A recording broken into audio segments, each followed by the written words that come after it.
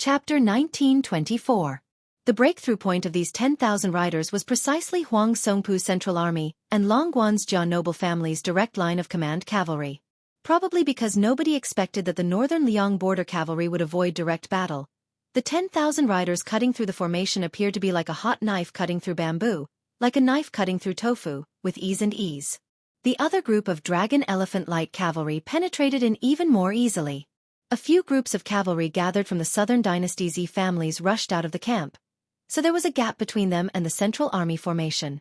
In an instant, the 10,000 cavalry sliced through a large portion of them from the flank, actually killing over 1,000 cavalry. If it was said that a frontal clash of 10,000 people from both sides killing over 1,000 enemies wasn't that surprising. Even on Liang Mang's battlefield, which was used to fighting to the death, it couldn't be considered tragic.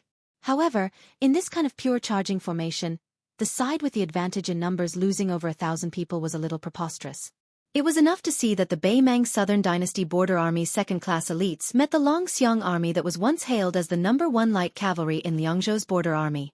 Even if the Beimang cavalry had a strong desire to fight and didn't show any signs of fear, they were still powerless. If it was said that the Longxiang Army's left and right-wing cavalry avoiding the important and dwelling on the trivial was already inconceivable, then the Longxiang Army's following actions made the Beimang's western main force feel even more confused. After breaking through each other's formation, they should have turned their horses around and launched a second charge. This was the true meaning of the 20 years of Liangmang Cavalry War. However, a scene that made the Beimang's left and right-wing cavalry flabbergasted happened. Under the leadership of Li Mofan and another Longxiang Army deputy general, 20,000 cavalry actually charged straight for Beimang's main camp. Bailiang's iron hooves easily broke through the Beimang camp's simple and crude horse barricade. After entering the main camp, they were extremely familiar with the path, as if they were strolling in their own backyard. The light cavalry charged straight in without any hesitation. The two currents gradually merged together and charged towards the weak supply camp at the back. In comparison, the Longxiang Army that clashed with Huang Songpu's Central Army suffered the most losses and their speed was also the slowest. Both sides left over 2,000 bodies on the battlefield. The Longxiang Army had slightly over 2,000, while the Beimang had close to 3,000. This exchange was already enough to be called heroic. Huang Songpu, whose armor was covered in blood, had already stopped his horse and stood at the end, shaking off the blood on his lance. The old general turned his horse around and stared with his eyes wide open. He instantly understood the Longxiang Army's true intentions and roared, "Wanyan Yin Jiang! Don't bother about the enemy's left and right wings. Do your best to tie down this central army and don't let them escape into the camp." The two cavalry camps of Beimang were already sullen. Originally, after passing by the two groups of generals and elephants, they were going to continue forward and meet up with Huang Songpu's army. However, after hearing the old general's roar, from Wanyan Yinjiang who was born in Longguan to the generals under him, they all realized that today's battle was destined to be different from the past. As a result, they didn't care about their formation and quickly turned around. The cavalry at the back that hadn't missed the Longxiang Army by a hair's breadth started to move diagonally forward, attempting to cut the middle Longxiang Army inch by inch like chopping a snake. Once a cavalry army lost their formation, they would also lose their speed to a large extent. After falling into a quagmire, they could only wait helplessly for death. There was no doubt that the Longxiang Army was brave and skilled in battle. However, they weren't immortals that were invincible and couldn't remain invincible under such circumstances. Facing such a predicament, the Longxiang Army in the middle didn't hesitate to cut their wrists. The 1,000-plus cavalry on the two wings spread out at the first moment, creating a large distance between them and the cavalry in the middle. This was to delay the charge of the Beimang cavalry on the two sides. The 1,000 Longxiang Army cavalry that changed their formation were using their lives in exchange for the stability of the main force's formation. The 1,000 cavalry on the two sides that kept moving away from the main force ran with all their might. Under the urging of the Longxiang Army's cavalry, the warhorses didn't care about stamina at all. It was like moths flying into a flame. There were Dragon Elephant Army light cavalry, who were continuously stabbed off the backs of their horses by the Northern Mang cavalry spears. Then, with a light swipe of the war blades of the Northern Mang barbarians behind them, they would be beheaded. Some were pulled off the backs of their horses by the Beimang cavalry and dragged along the way. Their bodies were badly mutilated. The 1,000 Longxiang Army cavalry that didn't form a system and fought on their own were doomed to die in the face of the endless Beimang enemy. One of the cavalry was stabbed in the shoulder by a Baimang spear. While he was on the verge of falling, he still managed to stab the neck of the enemy cavalry in front of him. However, he was quickly knocked off his horse by the next Baimang barbarian. In the end, before his body landed on the ground, a third Baimang cavalry with superb equestrian skills bent down and chopped his head off. They couldn't stop them. Huang Songpu, who was leading the main force to turn around and fight again, sighed heavily. The old general didn't think that the Longxiang army's true goal this time was actually the supply camp, which was an important source of food. He also didn't think that they would be so familiar with the internal arrangements of his own camp. Therefore everything happened too quickly.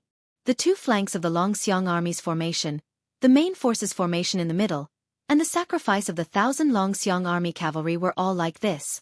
This Baimang old general who had outstanding military achievements was caught off guard. Huang Songpu suddenly turned his head to look. The sound of horse hooves and dust flew everywhere.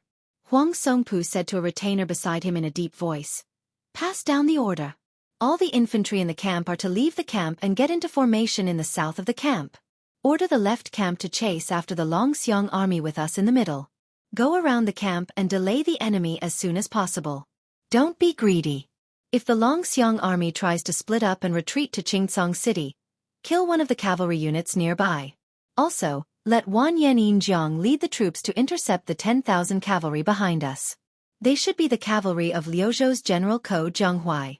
They are mostly young and strong, with some of Liangzhou's border troops mixed in. Their combat strength isn't worth mentioning." Huang Songpu suddenly added, "Oh right, tell Wanyan Yinjiang to be careful. Su Longxiang might be hiding in Ko Zhenghuai's army. There's no need to worry about anything else." At the same time, a middle-aged man beside Huang Songpu smiled and said, "If the general is still worried, I'll go to Wanyan Yinjiang's side and ask for advice from that enemy of 10,000 people, Su Longxiang." Huang Songpu glanced at the second head of the Zhong family and nodded. Chapter 1925. After Zhong Liang left, Huang Songpu, this veteran general who had been through hundreds of battles, didn't feel discouraged at all. He didn't feel any heartache over the loss of a supply camp that didn't affect the overall situation. The Southern Dynasty's strong foundation could withstand such losses. As long as the Central Army and left camp cavalry successfully intercepted a portion of the Longxiang army, even if they only needed 5,000 to 6,000 cavalry, it would be a small victory for their side. A small victory in the truest sense of the word, and not a small victory as described by the peace decree. In order to ensure that they could catch up to the Longxiang army that was slaughtering their way through the supply camp, Huang Songpu and the Longxiang army's elite cavalry went around the camp to the north. The Longxiang army couldn't possibly escape all the way to the north. They had to return south to Qingcang. If the Longxiang army's cavalry dared to escape from the pursuit, they would be seeking their own death. They could only be caught like a turtle in a jar by the Southern Dynasty's army that still had the advantage in numbers. Once Wanyan Yinjiang's elite cavalry destroyed the Ko Zhenghuai reinforcements, victory would be in their grasp. This camp would become the graveyard of 20,000 Longxiang army soldiers. Huang Songpu believed that the deputy general of the Longxiang army, Li Mofen, wouldn't be so muddle-headed. In reality, the movements of the Longxiang army that broke into the enemy camp were all within Huang Songpu's expectations. The Dragon Elephant Light Cavalry of the three cavalry forces naturally cut down the Baimang supply camp without any suspense. They killed anyone they saw and burned any rations they saw. Afterwards, they left the camp from the north. They didn't split up, but maintained their formation and went south along the left side of the Baimang camp. Coincidentally, they met the 38,000 Qilong Pass B cavalry. There were still 16,000 elite cavalry under Huang Songpu's direct command. After making a slight detour, they began to gallop over from the rear. Further south, Baimang's Western Army's infantry also began to move out of the camp and into formation. They were already moving to the right to intercept the Bailiang cavalry that was able to smoothly drill their way south. Further south, 20,000-plus elite cavalrymen of the A-ranked noble clans were facing off against the 10,000 Bailiang cavalrymen under Ko Zhenghuai. According to the current situation, if the main force of the Longxiang army wanted to cross the three lines of defense and avoid the pursuit of Huang Songpu's elite cavalry, they would have to pay a heavy price. When Wanyan Yinjiang urged his horse forward, he was really proud of himself. He was already imagining himself holding the head of Bailiang's Su Longxiang in one hand and the head of Ko Zhenghuai in the other. He was already imagining himself stepping into the Western Imperial Palace where the Emperor was sitting on the dragon throne. He was going to become the first general of the Western Imperial Army to be conferred the title of King and Marquis by virtue of his military achievements. This person in his prime couldn't help but laugh out loud. Bailiang's Huang Manor, Ko Jianghuai. Where are your heads? Liuzhou's Linyao and Fengxiang towns were surnamed Bailiang's Su or Baimang's Murong. They almost changed their city flags. Originally, Ma Liuke, who was the deputy general of Liuzhou and also held the military power of Fengxiang garrison, was originally a local tyrant of Fengxiang. He was forced to rely on Mount Qingliang because of the circumstances. Afterwards, he was capricious and had many connections with the spider web. Finally, last year, he was surrounded and annihilated by the Dragon Elephant Army's deputy general Wang Lingbao. Ma Liuke's personal cavalry was almost wiped out. Kai Anshan, who was the mayor of Linyao military town, was much more obedient. Furthermore, Chao Wei's cavalry passed by Linyao military town twice, and Xie Shibian took over Ma Liuke's command of the two towns. Kai Anshan completely closed his doors to visitors and retired from the officialdom. Under such circumstances, the newly appointed deputy general of Liuzhou, Xie Shibian, who was supposed to lead 20,000 monk soldiers from Mount Lantua to Qingcang City, suddenly split up his troops when he was halfway to Mount Fengxiang and Linyao. He personally led half of the monk soldiers back to Mount Fengxiang, while the remaining 10,000 monk soldiers were handed over to the Bodhisattva of 6 Pearls to be stationed in Linyao. The female Bodhisattva of Mount Lantua did not have any objections to this. After all, the 20,000 monk soldiers to reinforce Qingcang City was the decision made by Qingliang Mountain and the Protectorate General. Without the young lords or Chu Lushan's personal orders, the fixed route could not be changed. Now, whether it was Mount Lantua or herself, they were all tied together with the Su family. She did not dare to do anything unnecessary. If she delayed the battle, a Bailiang newcomer Xie Shibian could atone for his crime with his death. However, she would implicate thousands of believers in the western region and fall into a miserable situation. Because of this, she had a tit-for-tat argument with the young deputy general. She did not know the meaning of wasting 20,000 monk soldiers in 2 towns far away from the main battlefield of Qingcang City. Could it be that it was a common occurrence in the spring and autumn unjust war? But Xie Shibian, did you really think that these 20,000 monk soldiers were your direct troops? Did you want to maintain your dignity and wait for the right price to sell? At that time, Xie Shibian only calmly told her that the battlefield was ever-changing. Linking the western region and Bailiang's Linyao and Fengxiang towns seemed to be the icing on the cake and dispensable. However, under some special circumstances, it was very likely to become the breakthrough point for Bailiang's surprise troops. Not only could it be used as a dangerous pass to cut off the retreat route of Yulwan's Dao division's Youqi and Chao Wei's cavalry, but it could also allow the Southern Dynasty's border army, which had never been a problem in terms of military strength, to comfortably rely on the 2 towns to expand their attack line to Qingcang City. Originally, the 2 towns were not enough to become the turning point of the war in Liuzhou. However, the current situation in Liuzhou highlighted the potential strategic significance of the 2 towns. It really allowed the old strategy of Bailiang's strategist, Li Yishan, to play a role. Chapter 1926. The female Bodhisattva had a profound understanding of Buddhism, but she knew that she was not good at military affairs, especially when Xie Shibian was a young military master who shone in the Guangling Taoist battlefield. She admitted that she could not convince him, but she did not dare to put the safety of Buddhism in the western region in the hands of that young man. Faced with Xie Shibian's insistence, she could only propose a compromise, which was for them to bring 20,000 monk soldiers to the military town of Linyao. At the same time, a middle-aged monk with a hidden identity who had the Vajra divine ability of Buddhism would rush to the provincial governor's mansion in Qingcang City as a scout to report this matter. What she meant was that even if Mount Qingliang and the Protectorate General's office could not respond in time, as long as the provincial governor's mansion agreed, she would agree to Xie Shibian's plan. However, Xie Shibian told her bluntly that in Qingcang City of Liuzhou, provincial governor Yang Guangdou, and even Chen Xilyang did not dare to make a decision on this matter. Moreover, they might not be able to make it in time. Thus, the 2 of them fell into a stalemate. In the end, it was a handsome gerfalcon that pierced through the clouds and stopped on Xie Shibian's arm. The Battle of Liuzhou had already begun, and the Battle of Liangzhou was about to begin.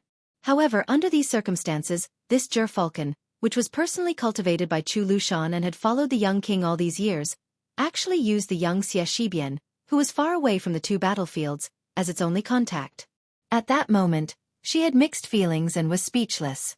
Xie Shibian told her in a low voice, "I will take responsibility for this matter." The young man added, "The king of Bailiang also believes that the deputy general of Liuzhou, Xie Shibian, can take responsibility for this matter."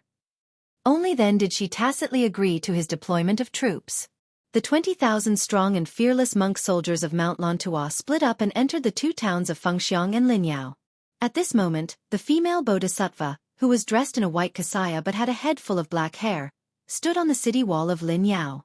She looked at the 10,000 elite soldiers of Bei Mang outside the city, escorted by thousands of cavalrymen, and felt relieved. She had made the right bet. Bei Mang did intend to ambush the two towns.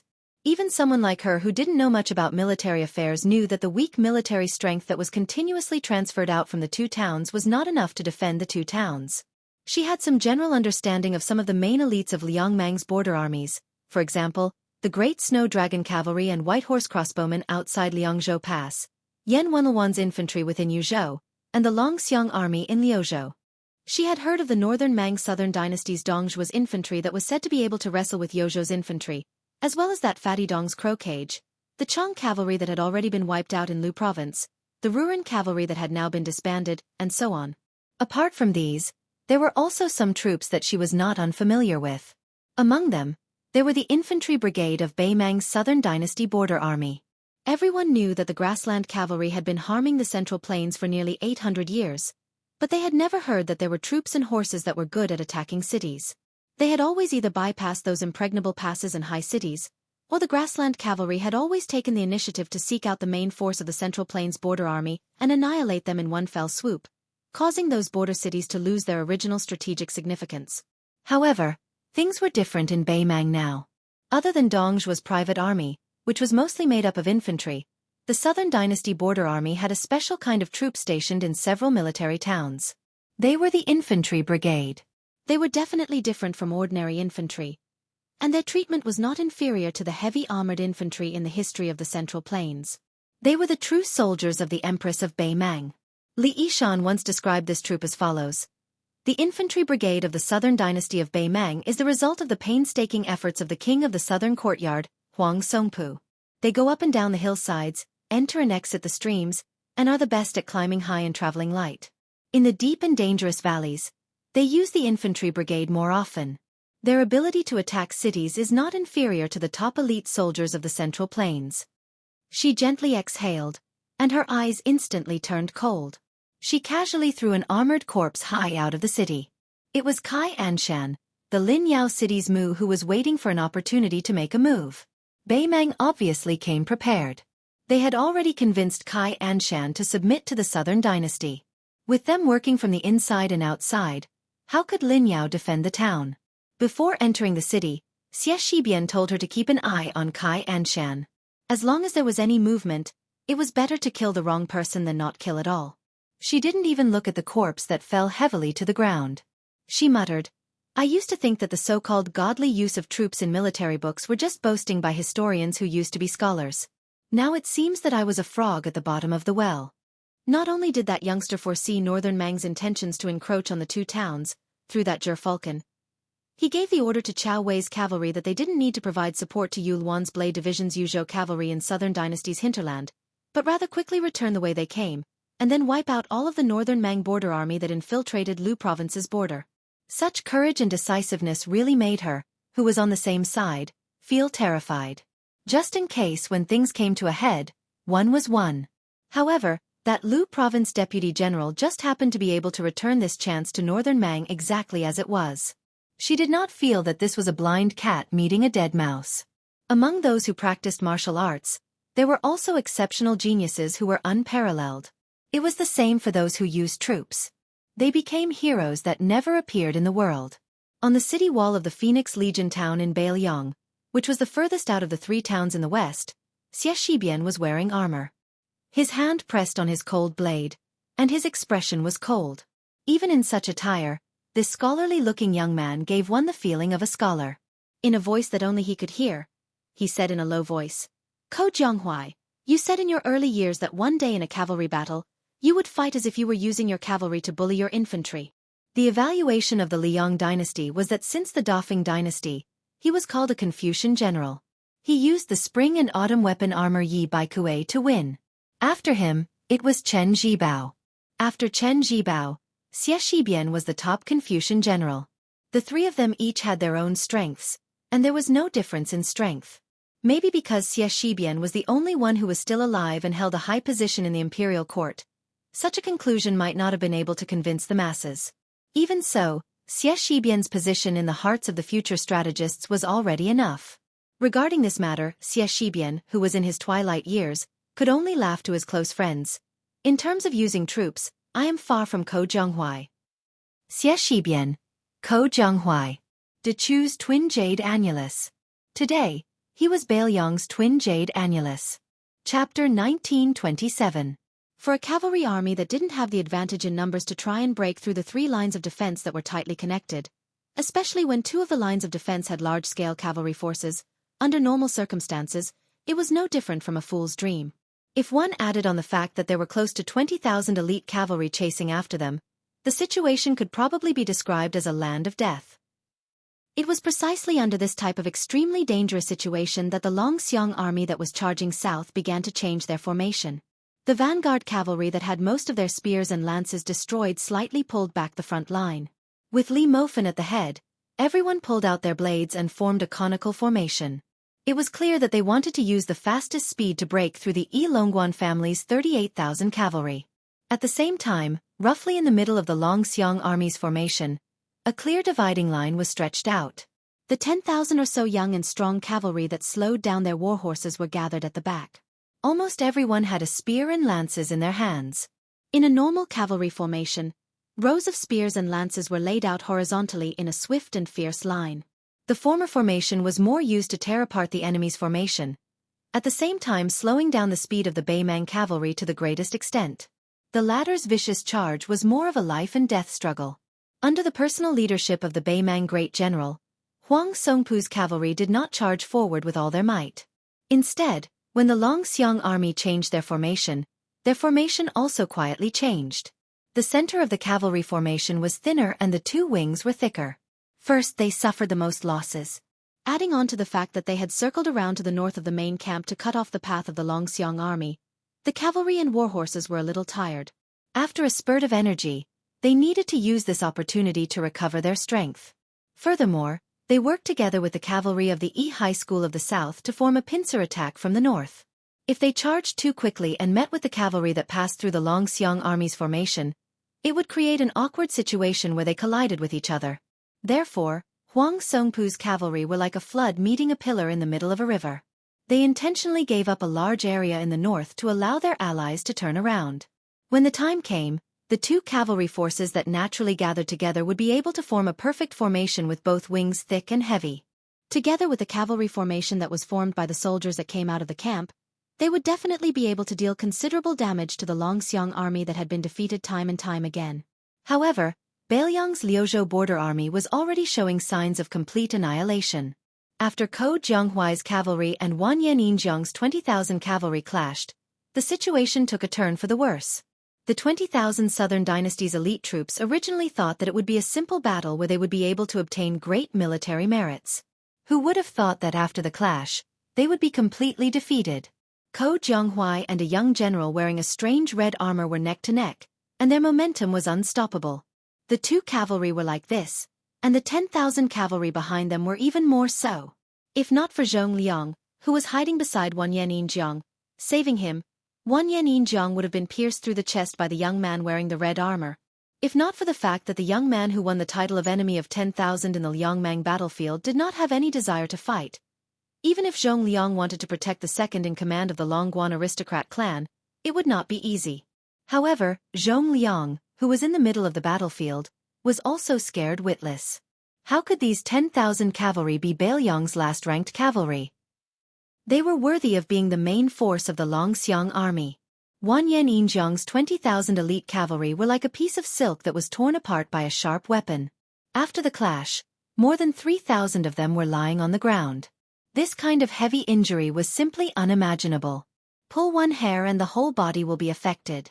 Wanyan Injiang's elite cavalry was mysteriously unable to withstand a single blow, and it directly caused the hearts of the Bailiang's western infantry to waver. This was because as long as the Longxiang army from the north smoothly went south, it would form a situation where two cavalry armies would attack one infantry army from the north and south.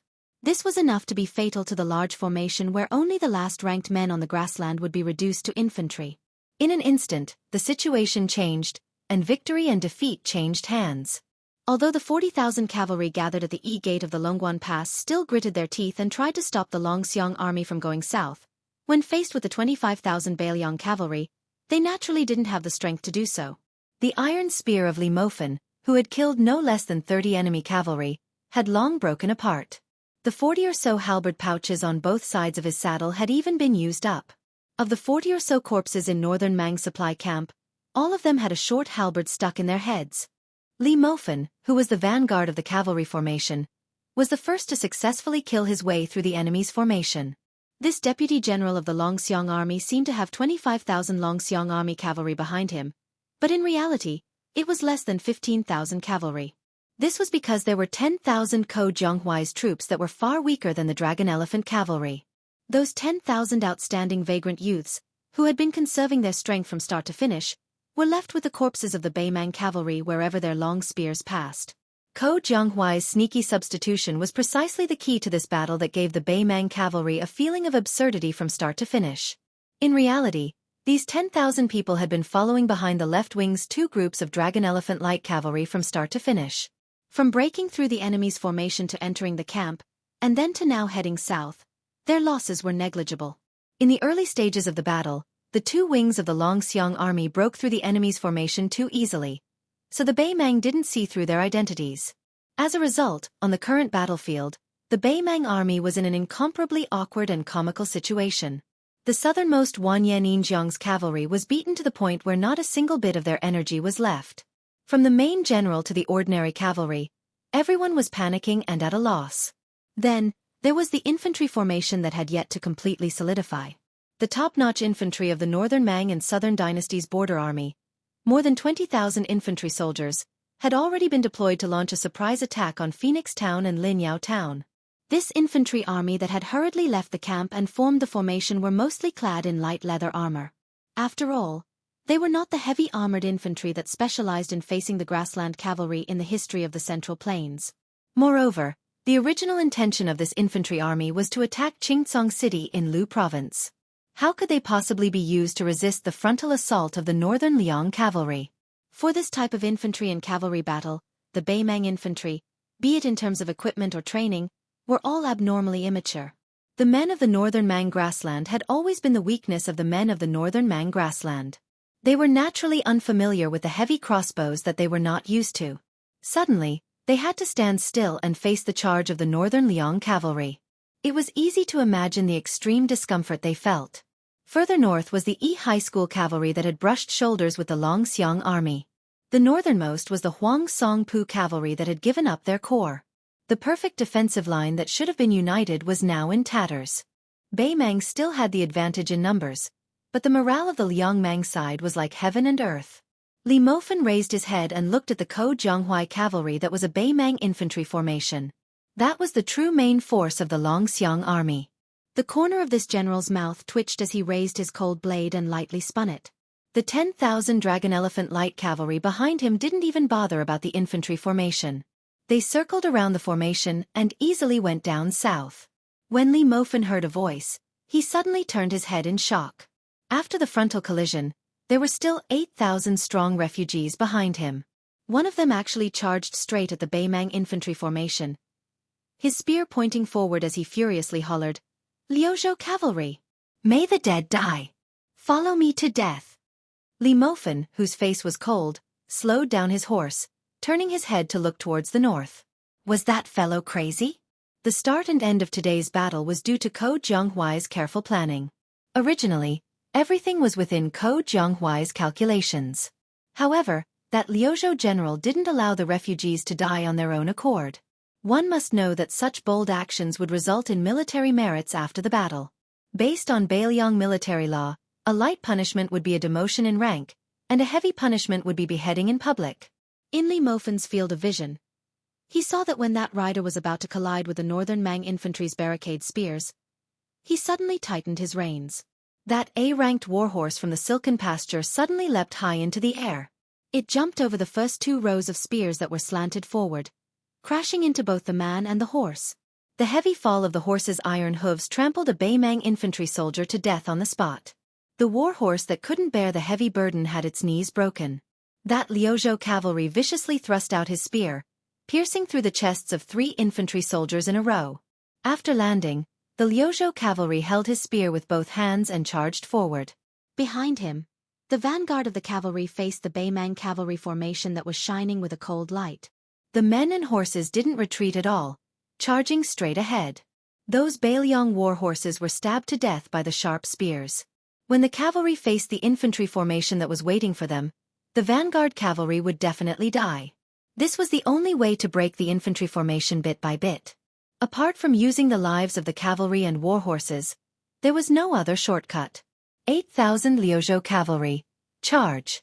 In the end, not a single one of them followed the Longxiang army back to the south.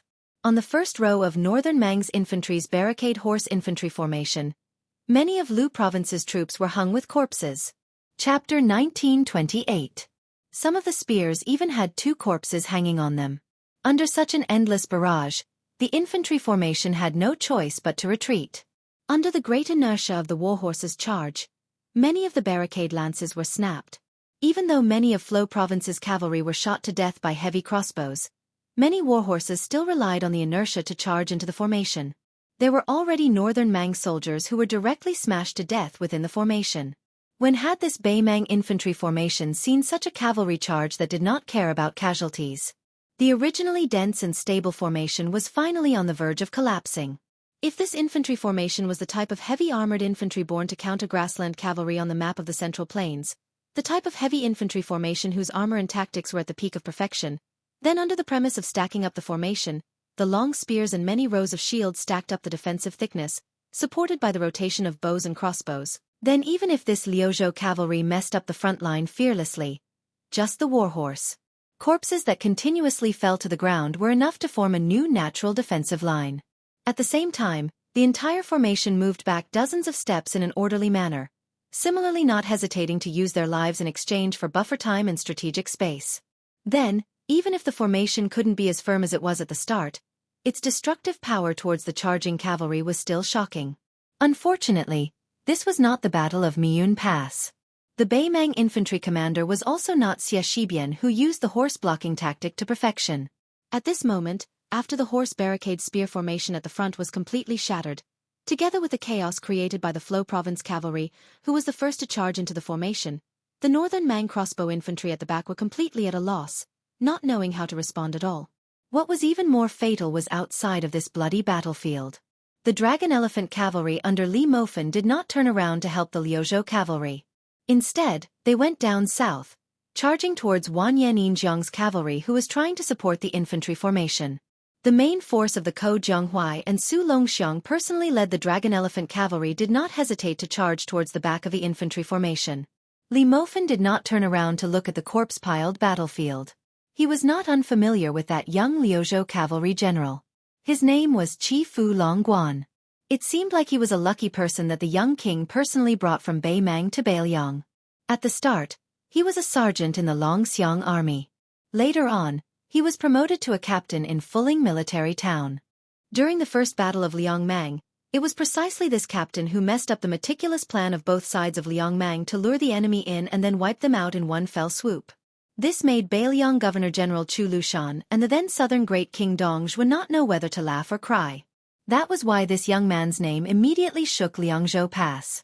After the battle ended, because the Longxiang army suffered heavy casualties on the Liuzhou battlefield, at the same time, Ko Jianghuai, as the Liuzhou general in name, also needed his own troops. Chi Fu Longguan was transferred from Fuling military town to Liuzhou, becoming one of the 3 captains under Ko Jianghuai. Li Mofen could not help but think that this young man was indeed a troublemaker. He even planned that if this kid was lucky enough to survive, he would most likely not be able to become an official. Otherwise, when the time came, he would thicken his skin and plead with the young king to at least preserve this kid's life. Then, he would secretly throw him under his command to become a personal commander. Under the reinforcement of the Longxiang Army's main force, the originally tottering Baimang infantry formation, from the initial 20,000 people, was now reduced to less than 10%. Once the infantry formation was broken by the cavalry, this was the case. However, out of the 8,000 Liuzhou cavalry, only 3,000 remained. That young cavalry general covered in blood at Qi Fu Longguan. He was picked up from the pile of corpses by Su Longxiang, who was like a death god. The two of them rode together back to the south. The 3,000 Liuzhou cavalry that suffered heavy casualties retreated under the cover of Ko Zhonghuai's main force Dragon Elephant Cavalry. Under the intense charge of Li Mofen's Longxiang army, the formation of the cavalry under Wan Yanin Jiang was broken. In the end, they were unable to form an encirclement with the main force of Huang Songpu in the north. They could only watch as the Liuzhou border army broke through the encirclement. On the way back to the south, after the White Horse crossbowmen reported that the Baimang main force had no intention of chasing, the Liuzhou army stopped to rest. Su Longxiang, Ko Zhonghuai, and Li Mofen met up, standing together to feed their own horses. Li Mofen glanced at the young cavalry gathered together. After retracting his gaze, he looked at Ko Zhonghuai, who had a serious expression. This battle can be considered a huge victory, right? The expected supply camp of the northern Mang barbarians has already been wiped out by us. As for the cavalry exchange, it's roughly 1 for 2, which is still within the acceptable range. Moreover, we even managed to wipe out Old Man Huang's infantry in one go. No matter how you look at it, we've profited from this. Ko Zhonghuai nodded his head expressionlessly. Li Mofen sighed. Before, you said that in this battle, the Longxiang army would die first, followed by the vagrant cavalry. Apart from stopping Huang Songpu, you could also use this to train the troops. Both sides would not be delayed, and in the final battle, those Liuzhou rookies would drag down the Longxiang army. However, after being tormented by that brat, although they died later, the number of casualties was too much. In the end, we lost 7,000 cavalry. Ko Zhonghuai, what are you going to do next? You only have so few troops, can you do it? Su Longxiang suddenly said, allocate 7,000 Dragon Elephant cavalry to General Ko. Ko Zhonghuai shook his head. No need. Su Longxiang said in a low voice, after the 7,000 cavalry are given to you, you don't need to return them. Ko Zhonghuai laughed and said something that left everyone scratching their heads. If we were in the Guangling circuit, not to mention 7,000, I would accept 70,000 and not return them even if you beat me to death. But here, forget it. Su Longxiang could not figure it out, so he did not bother to think about it. Li Mofen smiled knowingly. This Liuzhou general narrowed his eyes. My Ko Zhonghuai has the 3,000 vagrant cavalry. It's enough. Li Mofen asked, how do we deal with that brat? I reckon that if we report the truth to the Governor-General, it will be terrible. Ko Zhonghuai said indifferently, paper cannot cover fire. If we really want Qi Fu Long Pass to live, we can only report the truth. Su Longxiang hesitated for a moment. Should I tell my brother? Ko Zhonghuai shook his head. There's no point. Su Longxiang was silent. Among the 3,000 cavalry of Liuzhou, there was a young general sitting alone beside the hooves of a warhorse. His head was lowered, not daring to let others see his face full of tears. 8,000 Liuzhou cavalry. 8,000 were willing to die. Because of him, 5,000 of his fellow soldiers died. After the Liuzhou border army returned to their encampment, the atmosphere in the various tents was heavy. 2 urgent military orders, from the Huaiyang Pass Governor-General House and the North Jebei City General's residence, arrived at Qingcang City. Ko Zhonghuai took the 2 military orders with the words Bailiang Governor-General and King of Bailiang on them and came to the encampment of the 3,000 Liuzhou cavalry. On the drill field, Ko Zhonghuai walked up the stage and said loudly, Liuzhou Cavalry Governor-General Qi Fu Long Pass, step out. The young general stepped out, his face calm. It was like he was on the battlefield, facing death with equanimity. Ko Zhonghuai's face was expressionless as he opened up a military document and read it out slowly. Lu Prefecture's Lieutenant Qi Fu Long Pass was greedy for merit and rashly advanced, resulting in the death of 5,000 Lu Prefecture cavalry. Bailiang Governor-General Chu Lushan. The 3,000 Liuzhou cavalry all revealed an unbearable expression, their faces filled with grief and anger. Ko Zhonghuai did not move at all, his eyes cold as he looked down at the drill field. The young general who was sentenced to death felt relieved, his eyes red as he lowered his head and cupped his fists. "Chifu Long Pass, yes sir." Ko Jianghuai's mouth twitched, suddenly asking with a smile, "Bailiang Governor General, in Bailiang, is that a high enough position?" "It is higher than the cavalry commander and infantry commander. The two Bailiang deputy Jidushi are far from it, right?" All the cavalrymen on the drill ground who were originally refugees were confused, especially those at Kifyalong Pass. Ko Jianghuai took a step forward and started to read the second military order from North Jebei City. Since the beginning of the Su family cavalry, even if the camp did not have armor, blades or horses, it was still iron cavalry. Liangzhou cavalry has 6 old camps, and Yuzhou had a new one last year. Reading up to this point, Ko Jianghuai paused slightly. Today, Liuzhou also has an iron cavalry camp. They are allowed to raise the camp flag and fight on the battlefield. Ko Jianghuai held the military order tightly and took another step forward. After taking a deep breath, he said in a low voice, "Liuzhou cavalry has a new camp, the direct collision camp. Chi Fu Long Pass, from Liuzhou cavalry captain to direct collision camp sergeant. As sergeant, you will lead this camp. King of Bailiang, Su Fengnian." Ko Jianghuai looked at the young general and shouted angrily, "Chi Fu Long Pass." "Yes, sir." Chi Fu Long Pass straightened his back, his voice trembling slightly as he shouted with all his might, "Chi Fu Long Pass, you dare not to accept the order. Bailiang military law, Bailiang cavalry, as long as they wore armor, even if they met a general, they would never have to kneel." Ko Jianghuai put away the 2 military orders. For some reason, he thought of the young general's unintentional words during the battle. This Liuzhou general gritted his teeth and said word by word, "Liuzhou iron cavalry. May the dead follow me in death." On the drill field, 3,000 times, "May the dead follow." Chapter 1929. Before the 6 Pearl Bodhisattva parted ways with Xie Shibian, he had asked this deputy general of Liuzhou a question. "Were you not afraid that Qingcang City would be lost because the 20,000 monk soldiers did not arrive in time to reinforce Liuzhou after the 2 of us defended Linyao and Fengxiang?" At that time, Xie Shibian's answer was very interesting. With Ko Jianghuai there, it would be impossible. The Bailiang frontier army had always had the habit of being xenophobic. The deputy general of the infantry, great ancestor Gu, had already won a great reputation in the Spring and Autumn War. However, outside Liangzhou, he had never reached the level he should have. It was obvious that he had the support of the young feudal lord, but he could not change that awkward situation. Jean Partridge Zhou Kong once had a falling out with him in the military town of Grave Tomb.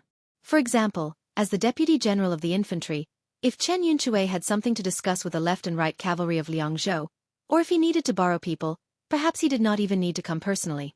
A letter would suffice. Even if he wanted to poach the cavalry, from Yuan Zuozong to He Zhonghu and Zhou Kong, everyone would probably endure it. At most, they would laugh and scold him when they met.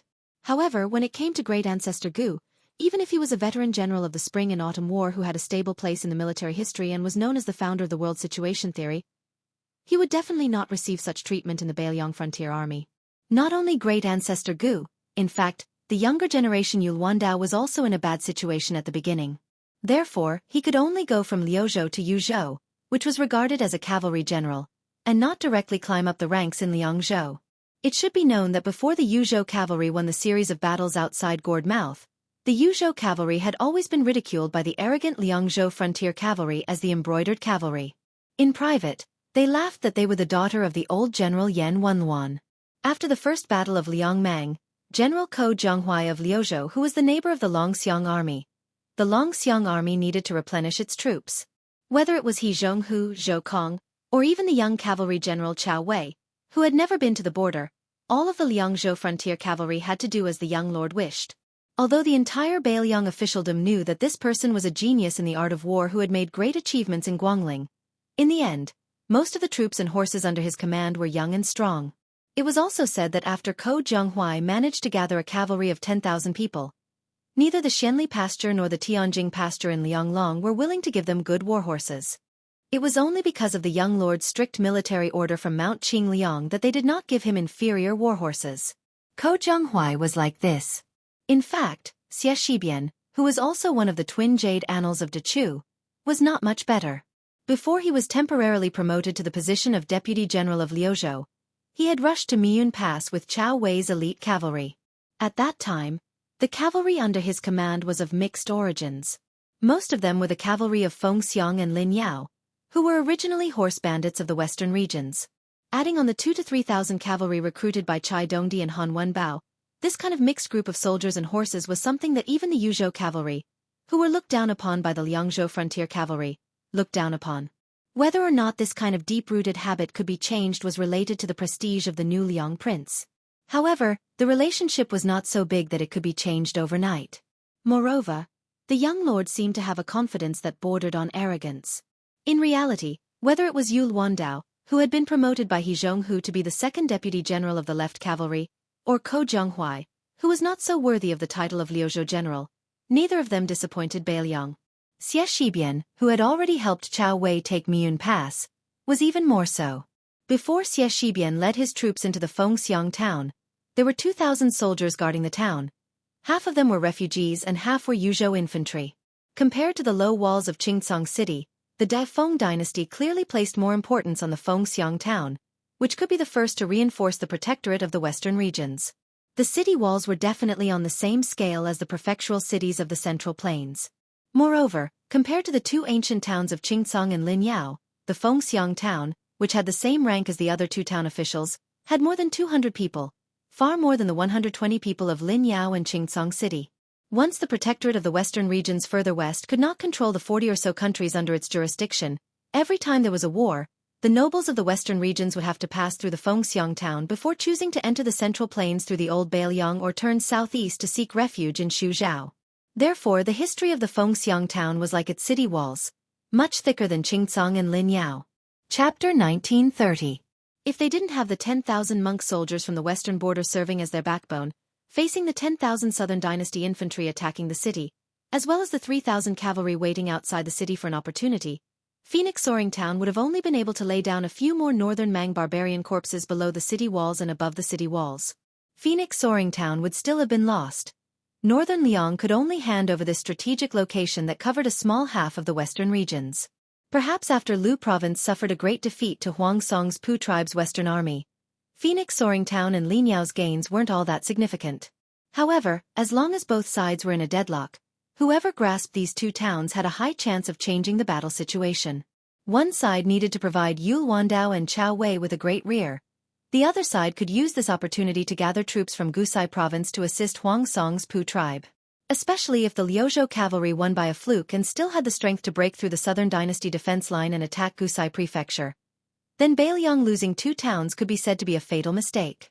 The 10,000 southern dynasty infantrymen besieging the city could be said to be fearless of death.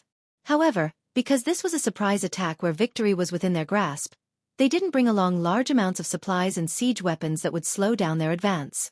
As a result, even though Northern Mang believed that their siege power wasn't inferior to Northern Liang's Yuzhou and Liangji's southern dynasty infantrymen, it was extremely strenuous for them to fight.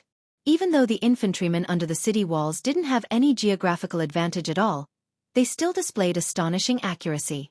Many of the refugee youths who were truly participating in a battle for the first time, even though they were warned not to stick their heads out between the 2 rounds of arrows, many of their corpses could only be dragged down the horse path. Under the premise that Xie did not use the monk soldiers of Mount Lantua, the groups of dare-to-die warriors with shields and blades in their mouths attacked the city several times. Then, they were forced back time and time again by the Yuzhou infantry and refugee youths. From noon to dusk, the infantry paid close to 2,000 lives. More than half of them died on the city walls and were thrown down. During this period of time, Xie Shibian only let the strong and powerful monk soldiers participate in the defense twice. Twice only. Night battles were naturally not beneficial to the siege side. The infantry gave up after trying to attack the city once. They had attacked the top of the city many times, but were unable to break through. It was just like how the grandmasters of the Jianghu were only one step away from breaking through. Naturally, they would not give up just like that. The second day was destined to be an even more tragic battle. The defenders were extremely silent. Everyone looked at the monk soldiers from Mount Lantua, especially the expressionless young commander. Their eyes were filled with grief and indignation. It was not that they were afraid of death, but as long as the young man with the surname Xie was willing to send 1,000 people to the front line, they could reduce the number of casualties. Even if there were only 500 people, It would be fine. That was why the next morning, when the northern Mang barbarians sounded the siege bugle horn, a high-ranking officer who left from Yozhou's infantry to serve as Phoenix Soaring Army's guardian general said something to Xie Shibian. Then, that middle-aged man whose shoulder was already penetrated by an arrow yesterday personally drew his blade and hurried to the battlefield. He had said that with a smile. General Xie, don't worry. You can sit on the city wall and watch how the Bailiang Frontier Army repels the enemy. In the Liang Army of the Central Plains, if one was a lieutenant or a general, they could be praised by others as a general. However, in Bailiang, only the old Prince Liang Su Shao had this honor. The cavalry and infantry Yuan Zuozong and Yan Wenluan could not. The new and old Bailiang governor-generals Chen Zhibao and Chu Lushan could not either. Apart from the Yuzhou cavalry that they had fought side by side with outside the pass, the new Liang Prince Su Fengnian was rarely called a general. Most of the time he was just called a prince. This was why Xie Shibian was called a general with his surname. He definitely did not have good intentions. As the deputy general of Liuzhou and the general directly under Feng Xiang and Lin Yao, Xie Shibian did not seem to mind at all.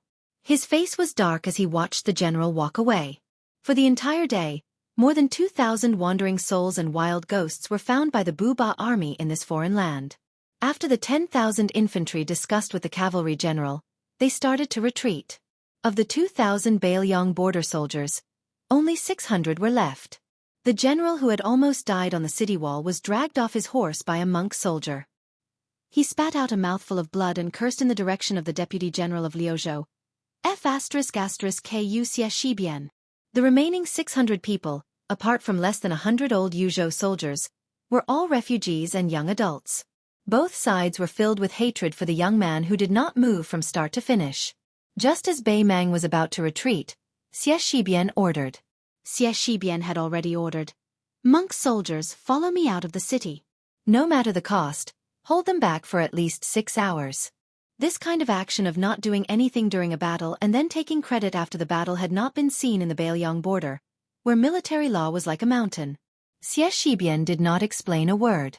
The middle-aged monk from Lantua Mountain who had saved the general followed Xie Shibian down the city wall. He hesitated for a moment and finally asked, General Xie, should we inform Lin Yao? Take them down along with the infantry? This martial monk was a top figure in Lantua Mountain. Whether it was in Buddhism or cultivation, he was very outstanding. One method could lead to 10,000 methods. Through the female Bodhisattva's secret message, he knew that the Yulwan sword cavalry would turn around and help them stop the infantry. But for some reason, Xie Shibian shook his head. No need. The monk could not understand, but he did not say anything. After all, Xie Shibian was the main general. The middle-aged monk had personally experienced the terror of Bailiang's military law. No matter how dissatisfied the 2,000 infantry were, no matter how close Xie Shibian was, they still fought to their deaths. He was just full of doubts. He had only heard of generals on the battlefield since ancient times. Other than a small group of people in history who were afraid that their achievements would shock the emperor, there were only a few who thought that their achievements were not great enough. This young man surnamed Xie was very strange. After Xie Shibian led the monk soldiers out of the city, he turned his head to look at the ruined city wall of Fengxiang and muttered to himself. Refugees, refugees, people of Liuzhou, exiled people. Sir Li, you are so ruthless in your use of troops, so amazing in your use of troops. 20 years ago you were talking about war on paper, but it is still better than us fighting now. Chapter 1931. She hesitated for a moment and then said to herself with a miserable expression, After the Battle of Huluku, you ordered him to lead the cavalry to reinforce Yang Yuanzan. I was very worried about the safety of this one-track mind. So behind your back, I successfully convinced father who had the same worries. I planned to help him enter one of the 2 iron cavalry of the king's tent and become the main general of the Yelu heavy cavalry. But in the end, when father's operation had taken shape, that bastard Yelu Chu Kai would not agree no matter what. He said that if I forcefully moved him away from brother-in-law, he would run away from home. He might as well take off his armor and go to the Jianghu of the Central Plains by himself. Dong Zhuo clenched his fists. I only know about this now. Dong Zhuo looked into the distance. But if I had known earlier, and if Yelu Chu Kai had agreed, I definitely wouldn't have stopped him. But if he didn't want to leave, I wouldn't have persuaded him. Dong Zhuo continued, The men of my Dong army are the most sought-after soldiers in the entire grassland. No one is worried about their future. As long as they want to move, they will at least be promoted by 1 rank. However, after so many years of bitter battles, only a few outsiders have tried to join the Dong clan's army, taking pride in being a soldier of the Dong clan's army. No one has ever chosen to leave this army. Dongjua suddenly smiled and corrected himself. I was wrong. In fact, there are a lot of people, just like my brother-in-law, who died in battle. The men of the Dong family rode on swords and spears, dying on the back of the horse. Don't cry your heart out. Don't let your children be Dong family's men. She suddenly walked towards him and hammered his chest. In the end, Dongjua, who had thick skin and iron armor, didn't feel anything. Her fist was instantly red and swollen. After that, she didn't cry or make a fuss. She took a deep breath and said softly, "Don't die in Huayang Pass. Don't die in Beiju City. If you really want to die, die in the South Sea of the Central Plains, which is the furthest from the grassland. That way I won't be upset." Dongjua grinned. She turned and left. I'm going back to Norland. You don't have to send me off. Perhaps it was the same as the little girl Tao Manwu who had once said at a young age, I only regret not being a man. Otherwise, I would definitely be a marquis of 10,000 households. This Northern Mang commandery princess, who had made the Northern Mang empress laugh to her heart's content with these words, did not dare to cry in front of her. After she walked away alone, Diwu Fox said worriedly, Why do you insist on gnawing on Huayang Pass, such a tough bone without any meat? Isn't it better to leave it to Murong Baoding? His Majesty's left. If His Majesty. His. Too. After all, the men of the grassland were not aquatic plants that grew every spring. They would grow again and again after being cut. Now that the grassland has lost its vitality, if Norland continues to push its luck, I'm afraid there will be internal strife. Even the gods can't fix such a big mess. When the time comes, I, Dongjua, will be the one to suffer. The Bailiang Frontier Army will reap the benefits and make a great contribution. Dongjua looked to the south. He was looking at Huta City, which had been destroyed by him. Further south was Huayang Pass, which had a natural advantage. It was funny. The grassland army of millions had been fighting with the northern Liang for 20 years. When Old Tu was still alive, the number of times the border army of the southern dynasty had seen Huta City could be counted on one hand. It was not until Su Zhao's death that Dongjua finally grasped power. Northern Mang's horse hooves had stepped on the ground to the south, but they had only advanced a little. But now, the 10,000 light cavalry of Bailiang's Yulwan Saber Division had followed the great Snow Dragon cavalry in the early years and once again entered the hinterland of the southern dynasty. Dongjua pointed to the south and said to his wife, In the Huayang Pass, there is a fatso who is fatter than me. It is said that the Liang Imperial Court has always claimed that the battle between me and Fatso Chu was over. This Tu's adopted son said some rebellious words, saying that the world's cavalry was only divided into the Su family's iron cavalry and all the other cavalry forces. In fact, the truth was not like that. It was just that the Bailiang Frontier Army was so conceited that they gladly accepted the Liang civil official slander and took it as a compliment. Dongjua did not retract his arm and kept pointing to the south. With a gloomy smile, he slowly said, Chu Lushan did say some words at that time. I remember that guy was sitting high on the horse and pointed the tip of his iron spear at me. He laughed and said, I heard that you are called Dongjua? My adoptive father had some concerns and could not use his full strength. Therefore, Chen Jibao and Yuan Zuozong were too lazy to play with you. I, Chu Lushan, had nothing to do and came to fight with you. Otherwise, with your little ability and your lousy troops. Dongjua did not speak for a long time. The fifth fox curiously asked, What happened next? Dongjua retracted his hand and said resentfully, Then I was seriously injured and fainted. Dongjua seemed to feel a little embarrassed. He lowered his head and made a face at the little girl Tao Manwu. The little girl, whose face was full of tears, clenched Dongjua's wrist tightly. She was not amused. Instead, she was about to cry. The little girl looked up and choked with sobs. Uncle Dong, don't die. In the mind of this child with a rough life, she was like a jinx who always killed the people closest to her, from her father Tao Qianji to Yelu Chu Kai. Who would be next? So she was very scared. Dongzhuo squatted down and stretched out his big hand that was full of calluses and used to wiping the tears of the little girl. Little Manwu, don't cry. Bad people like Uncle Dong have the longest life. Even the king of hell is not willing to accept them. Hearing this, the little girl's tears flowed down even more. Because in her mind, Uncle Dong had always been the second best person in the world, after her father. And the guy who was once regarded as the best person in the world could only be quietly lowered to the second. Dongzhuo did not know how to persuade her, so he let her sit on his shoulder. After standing up, they looked to the south together. Dongzhuo said softly, "Don't worry, Uncle Dong will take you to see him for the last time." Tao Manwu put her little head on Dongzhuo's big head.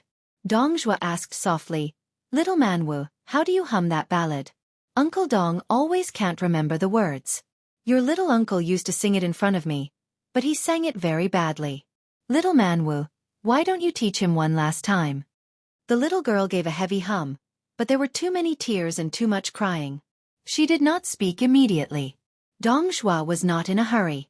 For no reason, he remembered a passage of scripture. This Beimang general who killed people like scything flax put his palms together, bowed his head and recited piously, "Convert to Buddha and not suffer from all the sufferings of reincarnation. Convert to Dharma and enjoy the blessings of 3 lives. Convert to a monk and not fall into the evil path of reincarnation." At the same time, Tao Manwu's tender voice also sounded lightly above Dongzhuo's head. "The grass grows next year. The geese go and come back. The spring breeze blows this year. Will the young master return? The green grass on the green flagstone, the man in green on the green flagstone bridge, humming the tune of Jean Ling. Whose daughter bows her head and smiles? The yellow leaves fall this year, year after year. The autumn wind rises next year. Will the wife be there? The yellow flowers in the yellow river flow yellow. The yellow flowers in the yellow river city fluttering yellow butterflies. Whose son's sword is in the sheath? The sword is still in the sheath. The young master has not returned." For many people who were still alive on both sides of Liangmang, this was the case.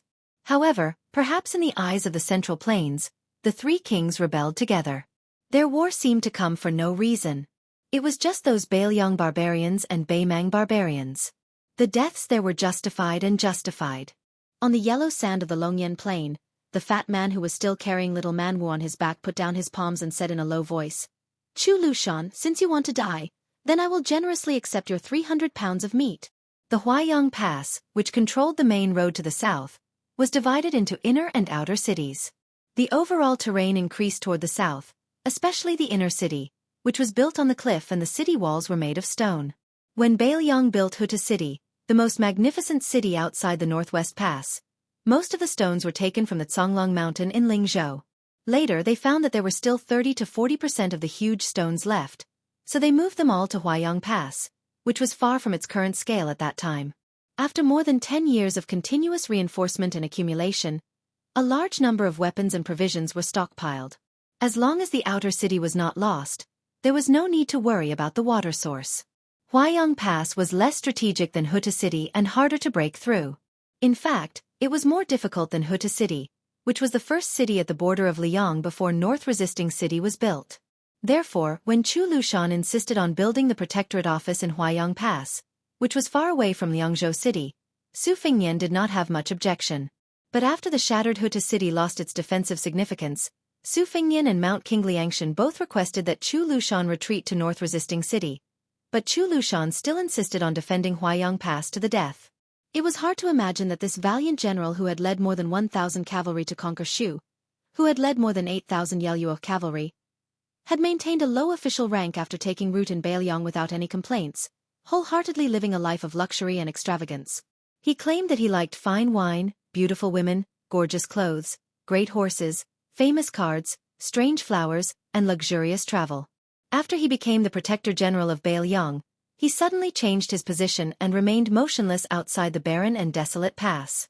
Perhaps after the death of old man Su Shao, there was no one in the world who could truly see through this treacherous and evil fatty. On a tower in the inner city of Huaiyang Pass, a fat man as fat as a small mountain rested his hands on a quiver of arrows, saying nothing. He had enemies all over the world, but he had no friends. He rubbed his neck and said with a smile, "What a great head." Chapter 1932. The sky was high and the ground was wide.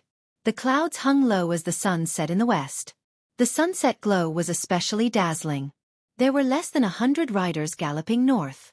It was as if their heads were covered with the most beautiful and bright Sichuan brocade. When this group of horses approached the military town of Grave, there were still a few northern Mang horsemen who stopped their horses on the high slope. After weighing the disparity in numbers between the two sides, in the end, they didn't charge forward to kill. Earlier, the crossbowmen of Liang province had truly struck fear into the hearts of the northern Mang horse guards.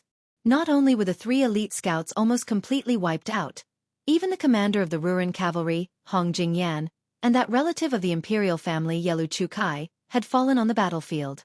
Although the southern dynasty had already received news that all the crossbowmen had been transferred to the battlefield of Liuzhou, once bitten, twice shy, they did not dare to let down their guard. One of the main generals of Beimang's southern expedition, the head of the Orange province, Murong Baoding, had strictly ordered his riders to retreat when they encountered the enemy. He did not care about the crime of retreating without fighting. Those who dared to engage in battle without permission would suffer 1 casualty per troop. Afterwards, the leader of each troop would be beheaded. If 3 or more people died per troop, the leader of each troop would be beheaded. The 100 or so cavalry that did not wear the armor of the northern Liang border army also did not pay any attention to the groups of scouts from Orange province who had retreated after smelling the scent of blood. They continued north without stopping, and did not have any intention of entering the military town of Grave Tomb. They continued north along the perimeter of the military town. In this strange cavalry formation of 2 riders side by side in a long snake formation, there were about 80 riders. All of them carried swords and urged their horses forward. Clearly, they were not the Bailiang frontier army who would not take out their sabers without permission. One rider spurred his horse forward and came to the side of the only rider with a cold saber at his waist. He said with some annoyance, "Surnamed Su, even a mosquito leg is meat. We've encountered 8 or 9 groups of Beimang riders along the way. If you allowed us to act, we would have killed at least 40 to 50 of them. What's wrong? Is your Mount Qing Liang really so poor that you can't even afford to pay the reward of this little bit of military merit? Even if we take a step back and let's say we owe them the money first, killing 40 to 50 Beimang scouts will probably save some of your Liangzhou cavalry. How did you become the king of Beiliang?" Su Fengnian continued to look to the north without slowing down his horse. He explained patiently, "Dongzhuo's army is about to attack Huaiyang Pass. If we delay here for a moment, Beiliang might." Wu Luding, the current sword crown of Wu family's sword tomb, interrupted the young vassal king and said, "Even if you arrived at Huaiyang Pass earlier, could you move the entire pass to North Reject City? Huaiyang Pass and the Protectorate General don't have legs. They can't run away. After all, after you became a great grandmaster, you became arrogant and looked down on those weak people. You only have eyes for people like Tuoba and Hong Jingyan. Otherwise, you wouldn't be willing to fight, right?" Not far behind them, a Wu family swordsman said in a strange tone, "A great grandmaster should have the demeanor of a great grandmaster. His Highness is arrogant and has his own confidence. What's wrong with that?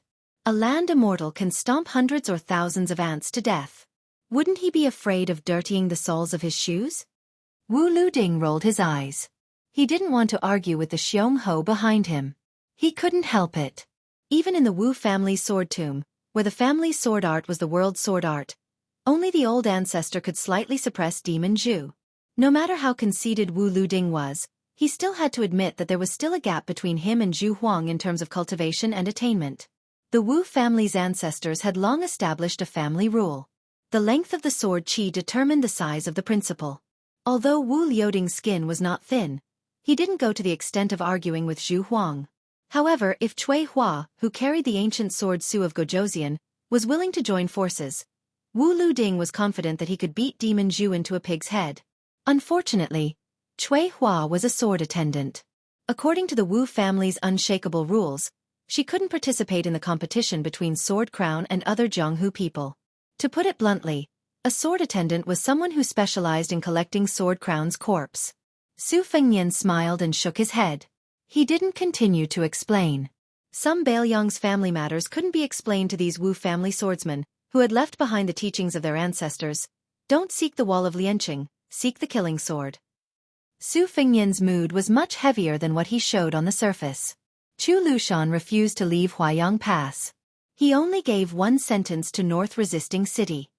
Whether I, Chu Lushan, am at Huayang Pass or not, the situation on the battlefield outside Liangzhou Pass will be completely different. Su Fengnian understood the meaning behind these words, but he still hoped to fight for one last time, to fight for it in person. Not as the master of the 300,000 Bailiang cavalry, not as the vassal king, not as the Bailiang protector general, but as the eldest son of the first wife of Su Xiao, to meet Lu Qiu'er, who had killed his foster son. The reason why he was so non-stop was because Su Fengnian knew very well that once Dongzhuo personally appeared outside Huayang Pass, Chu Lushan would definitely not leave. Su Fengnian couldn't just knock Chu Lushan unconscious and tie him up back to North Resisting City. It was meaningless. As for why he didn't abandon the 80 Wu family sword tomb cavalry and rush to Huayang Pass alone, this was somewhat complicated. There were thousands of things in the world, but peace of mind was the most difficult to find. The closer they got to the rugged southern entrance of Huayang Pass, not only the bored Wu Luding, who was beside the young vassal king, and the beauty Nalan Huayu, who was secretly looking at the back of the young vassal king from time to time, even Cui Hua, who had a pure heart of sword that had reached the spiritual perception realm, noticed Su Fengnian's strange mood. Huayang Pass was known as the most dangerous pass outside Liangzhou Pass. The narrow and winding mountain road at the southern entrance played an important role, which made this pass have no worries. Perhaps realizing that there was a problem with his mental state, Su Fengnian suddenly turned his head to look at Wu Luding and asked with a smile, "I heard that in the past 20 years, your Wu family's old ancestor has commented on the swordsman of the sword catacomb. Other than Deng Tai-A, who has the strongest innate killing intent, Zhu Huang has the heaviest killing intent, and Cui Hua has the deepest killing intent. Then you, Wu Luding, as the sword crown?" Wu Luding said with a shameless face. "Me? Obviously, I have the best bone structure and the highest talent." Zhu Huang, who was sitting on the back of the horse with his arms crossed, snorted disdainfully and sneered. Su Fengnian said with a smile, "Wu Luding, don't bully me because I haven't seen the world. Not to mention other things, I have seen a few natural sword embryos. The charcoal girl of the Guanyin sect and Chen Tianyuan of the Tai-Bai sword sect. Their bone structures are better than yours." Chapter 1933. Wu Luding nodded and said indifferently, "I have the highest talent, what is there to be afraid of? When I was very young, the old ancestor told me that I am a sword Dao genius that only appears once in 100 years. My sword Dao can't be improved by normal methods." Su Fengnian chuckled. Wu Luding stared at the young king and said seriously, "Su, think about it, when you and I first met on the river, what realm was I at? I was only at the fake Xian finger level, but at that time, I was already roaming the pugilistic world as the sword crown. What do you think I relied on?" Su Fengnian smiled and said, "Your face." Wu Luding paused for a moment, then he smiled brightly and rubbed his face. "That's right." Sword maid Cui Hua, who had her eyes closed, sighed slightly. The first time was when Lu Ding entered the sword mountain for the first time when he was young. At that time, almost everyone didn't think that this lazy kid could pull out a sword. Unexpectedly, he attracted all 12 swords to recognize him as their master. It could be said that it was one of the rare occurrences in the long history of the Wu family. After that, Lu Ding, who had been practicing the sword for 3 days, became even more perfunctory. Until the sword tomb decided on the new sword crown candidate, Lu Ding, who had been stagnant at the 3rd grade realm, suddenly comprehended a few finger Xian sword techniques.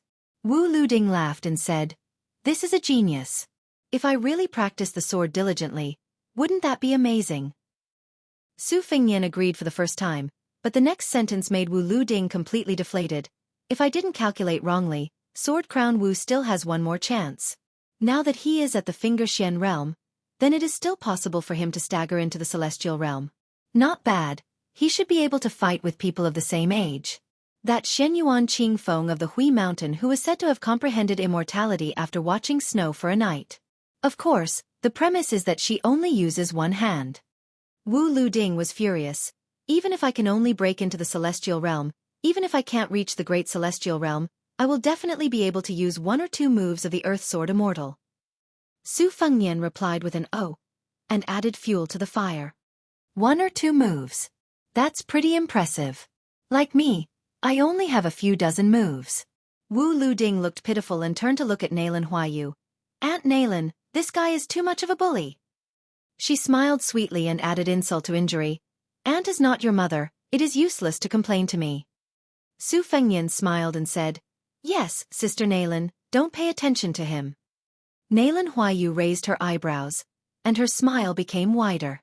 The charm between her eyebrows was like smoke curling in spirals. Wu Luding instantly came back to life and was in high spirits. He turned his head and whispered to the sword attendant, Tuihua, listen to this fellow's tone. He is indeed an old hand who has been through thick and thin. Tuihua, right? Unexpectedly, Tuihua's words were not shocking, and she said with an indifferent expression, no. The young sword crown Wu, who seemed to have suffered a fatal blow from the earth sword immortal, suddenly felt like his heart was dead, and he only felt that life was meaningless.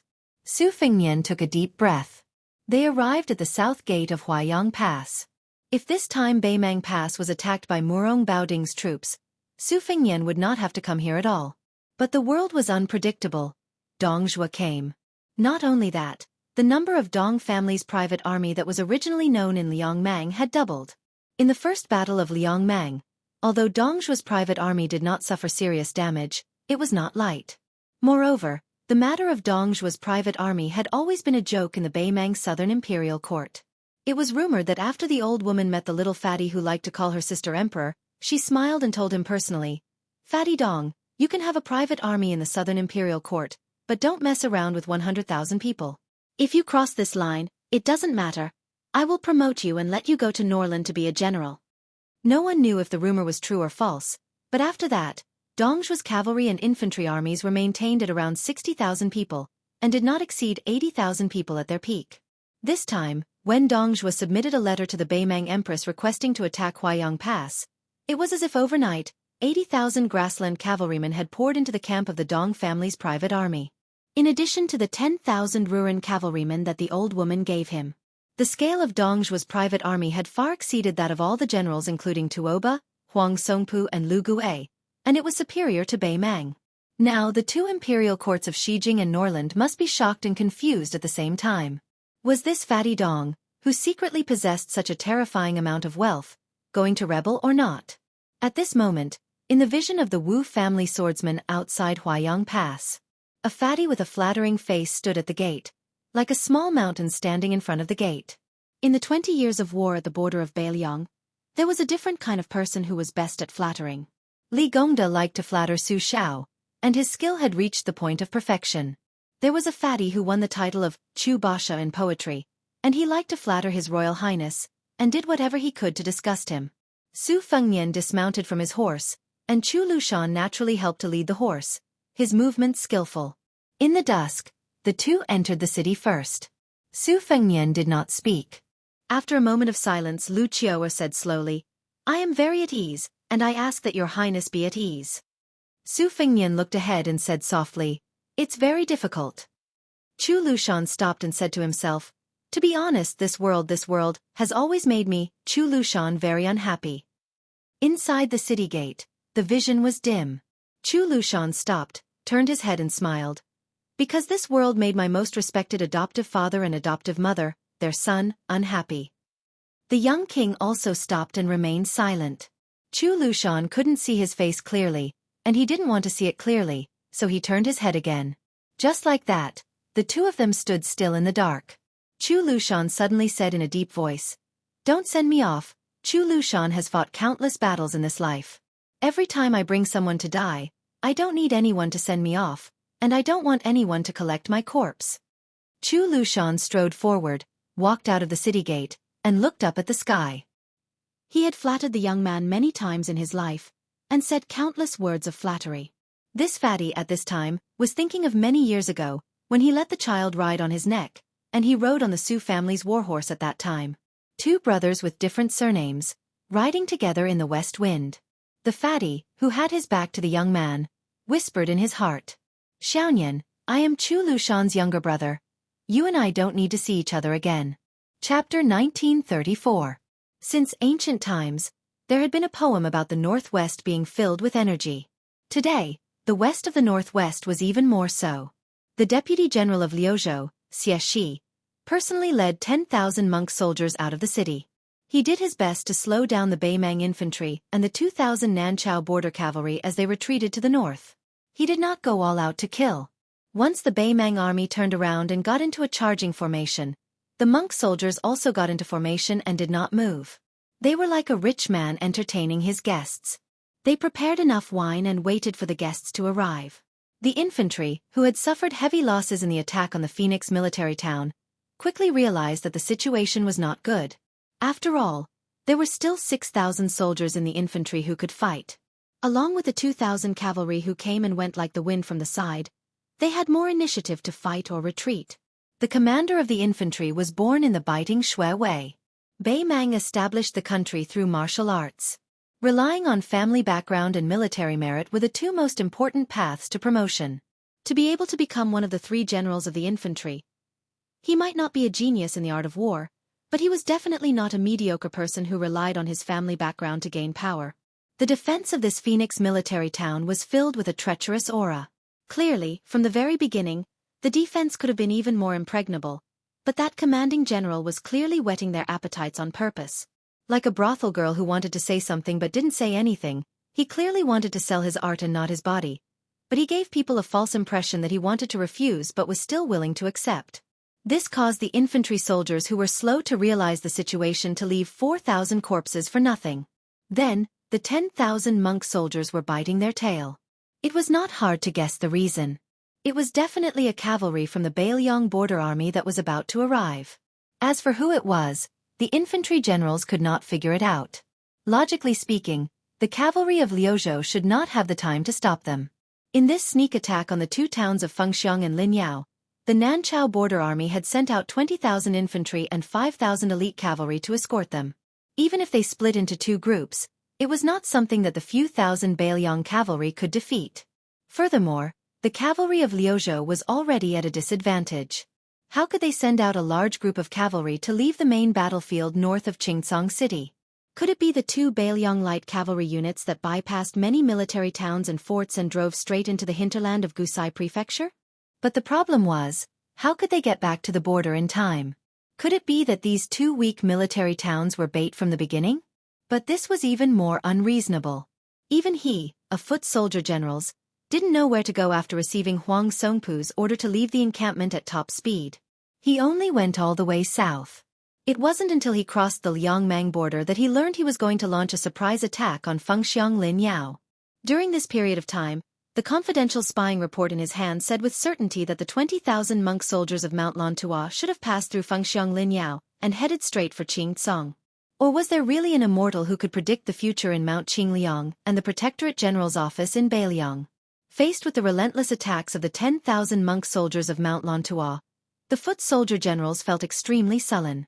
If they really didn't care about anything and fought to the death, they had no chance of winning. They were just waiting for death, waiting for Bailiang's cavalry to arrive and cut off their heads. But if they didn't fight, those bald monks who were shockingly strong and didn't fear death were really unscrupulous. Every once in a while, there would be 200 to 300 monk soldiers who didn't care about the exhaustion of their physical strength. They would take up the role of daredevils and viciously bite their butts. The most annoying thing was that before the monks of Mount Lantua left the city, they had probably emptied the armory of Fengxiang Linyao and brought no less than 2,000 light crossbows with them. From the number of arrows in the monk soldiers' quivers, there were no less than 40,000 to 50,000 arrows.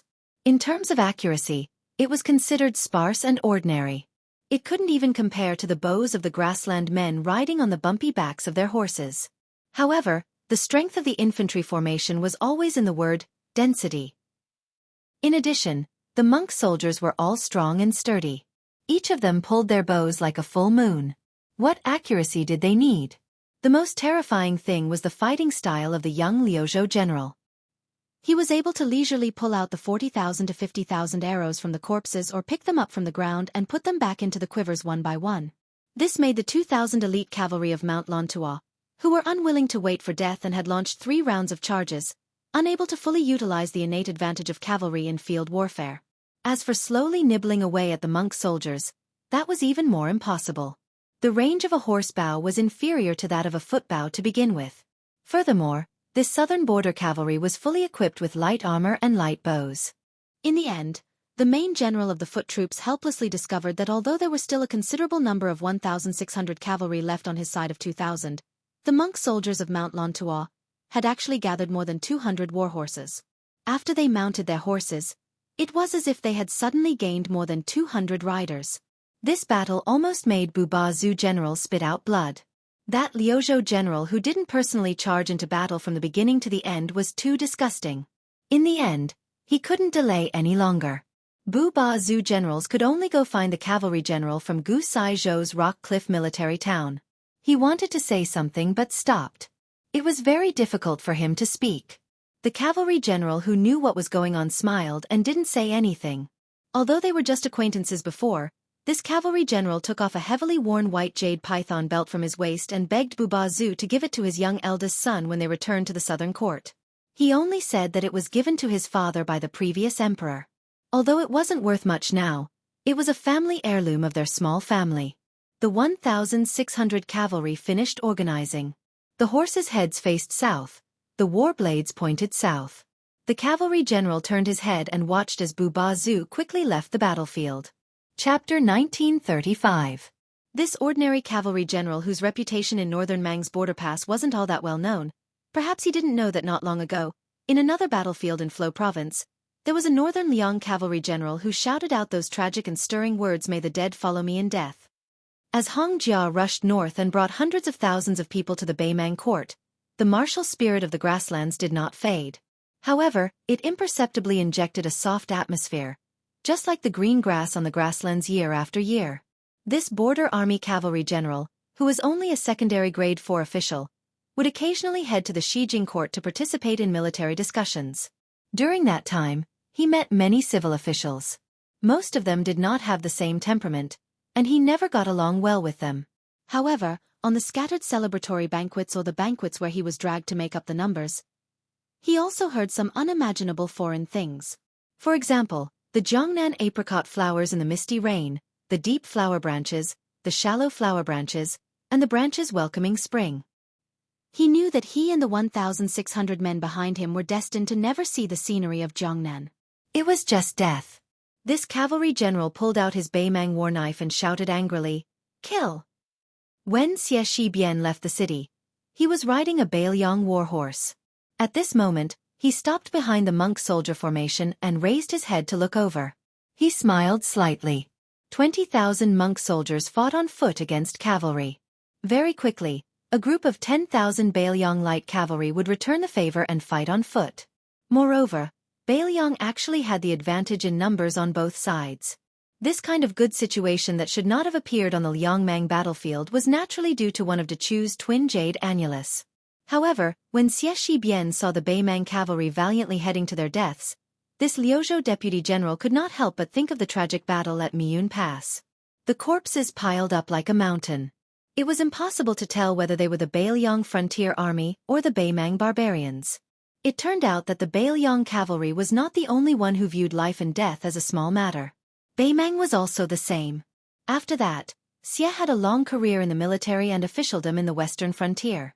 As a peerless Confucian general who eventually reached the rank of second-rank general in Liang and received the title of Pillar of the State, as the cornerstone of the northwest of the country, he had never been called a barbarian in his life, even though the overall situation was already set and he continued to suppress the rebellions in the grasslands time and time again. These two words were used as the prefix for Beimang soldiers. To the south of the outer city of Huaiyang Pass, the rider who didn't enter the city stopped alone on the yellow sand slope, as if he was waiting for someone. In next to no time, a tall and sturdy figure tore through the sky and flashed over with an imposing manner. The young vassal king who had left the 80 riders of the Wu family behind, dismounted from his horse and asked in a deep voice, "How is it?" One of them, a man from the sect, had an ugly look on his face. By the time I arrived at Dunhuang City, it was already too late. Tens of thousands of grassland cavalry had already broken through the city and were still heavily surrounded. After I broke into the city, I didn't find the woman you mentioned. After that, I only found out that the man named Su Pu had died in the battle. Su Fengnian pursed his lips tightly and trembled slightly. Su Pu. A man he once called Uncle Su when he was young. Like Wu Qi, he was the first cavalry general of the Su family. His seniority in the army was even higher than Chen Jibao, Yuan Zuozong, and Chu Lushan. Huyen Duguan, who had secretly sneaked into the grassland of Beimang, hesitated. It seemed that there were some words on the tip of his tongue that were difficult to say. Su Fengnian smiled bitterly. Is there any worse news than this? Huyen Dagwan was silent. Su Fengnian calmly said, "Say it." Huyen Dagwan breathed a sigh of relief. That old woman gave the order to the cavalry that besieged the city. No matter if Dunhuang City was fighting or surrendering, when the city was broken, they should kill anyone they saw. Su Fengnian slowly loosened the reins of the horse. His figure instantly disappeared. The next moment, there was a loud bang on the high slope. Huyen Dagwan stood in the north of the hillside and shook his wrist casually. The young king stood on the edge of the hillside in the south. There was a sudden gully between the two. Huyen Dagwan said expressionlessly, "There are at least 30 to 40,000 Beimang cavalry waiting for you to walk into the trap. In addition, there are hundreds of spider-web spies who are personally led by Li Mibi. They are all waiting for you." There was another thunderous bang. Huyen Dagwan maintained the posture of hammering forward with his fists and said sternly, "Su Fengnian, don't you know that the reason why there is no definite news about that woman is because the old woman and Li Mibi deliberately lure you to die? Can't you see through such a crude method?" In an instant, the loud bang was far louder than the previous two. Huyen Dagwan almost used all his strength to push back the young man who was determined to go north. Huyen Dagwan coldly said, "Since you can't reason with your mouth, and you don't listen anyway, that's fine. Although I, Huyen Dagwan, may not be able to defeat you, but it is not difficult to fight half to death. I want to see how you, Su Fengnian, will enter Dunhuang City."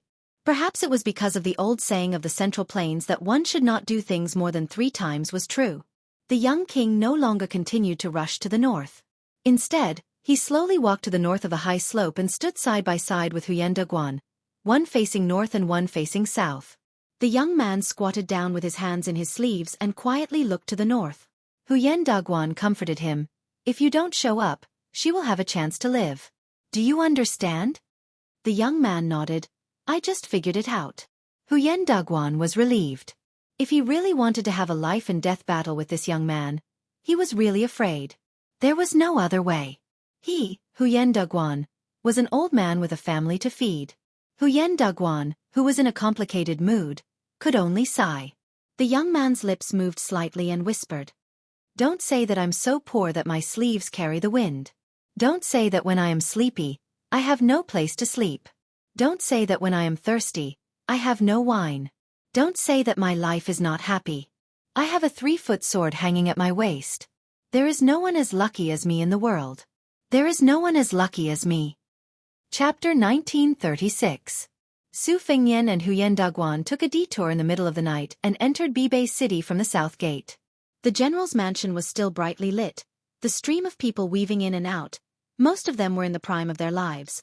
Compared to the ordinary Northern Liang border army soldiers, they had a bit more scholarly air. They did not wear armor, nor did they wear military officer's uniform. Most of them wore scholar's green gown, but every one of them had a cold saber hanging from their waist. Moreover, hanging from their waists was a small and exquisite seal ribbon made of green jade. This group of people had a complicated background. Some of them came from Song Dongming's mansion in Mount Qingliang, which was known as the Dragon Gate in Beiliang.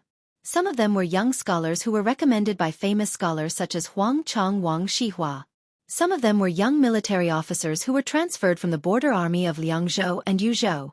The oldest one was in his early 40s, but there were fewer of them. Most of them were in their 30s, and young men were also not rare. These people had one thing in common. Whether they were born in Beiliang or not, they were all well educated since childhood. Most of them were interested in the art of war.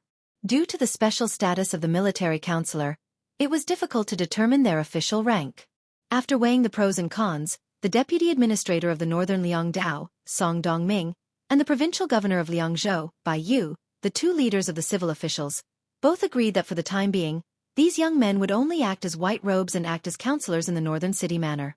However, they would still be able to receive a salary equivalent to that of a county magistrate in the Liyang Imperial Court. It sounded like the salary was not low, but the deputy administrator and the provincial governor of Liangzhou had said at the beginning that they had to owe them money first.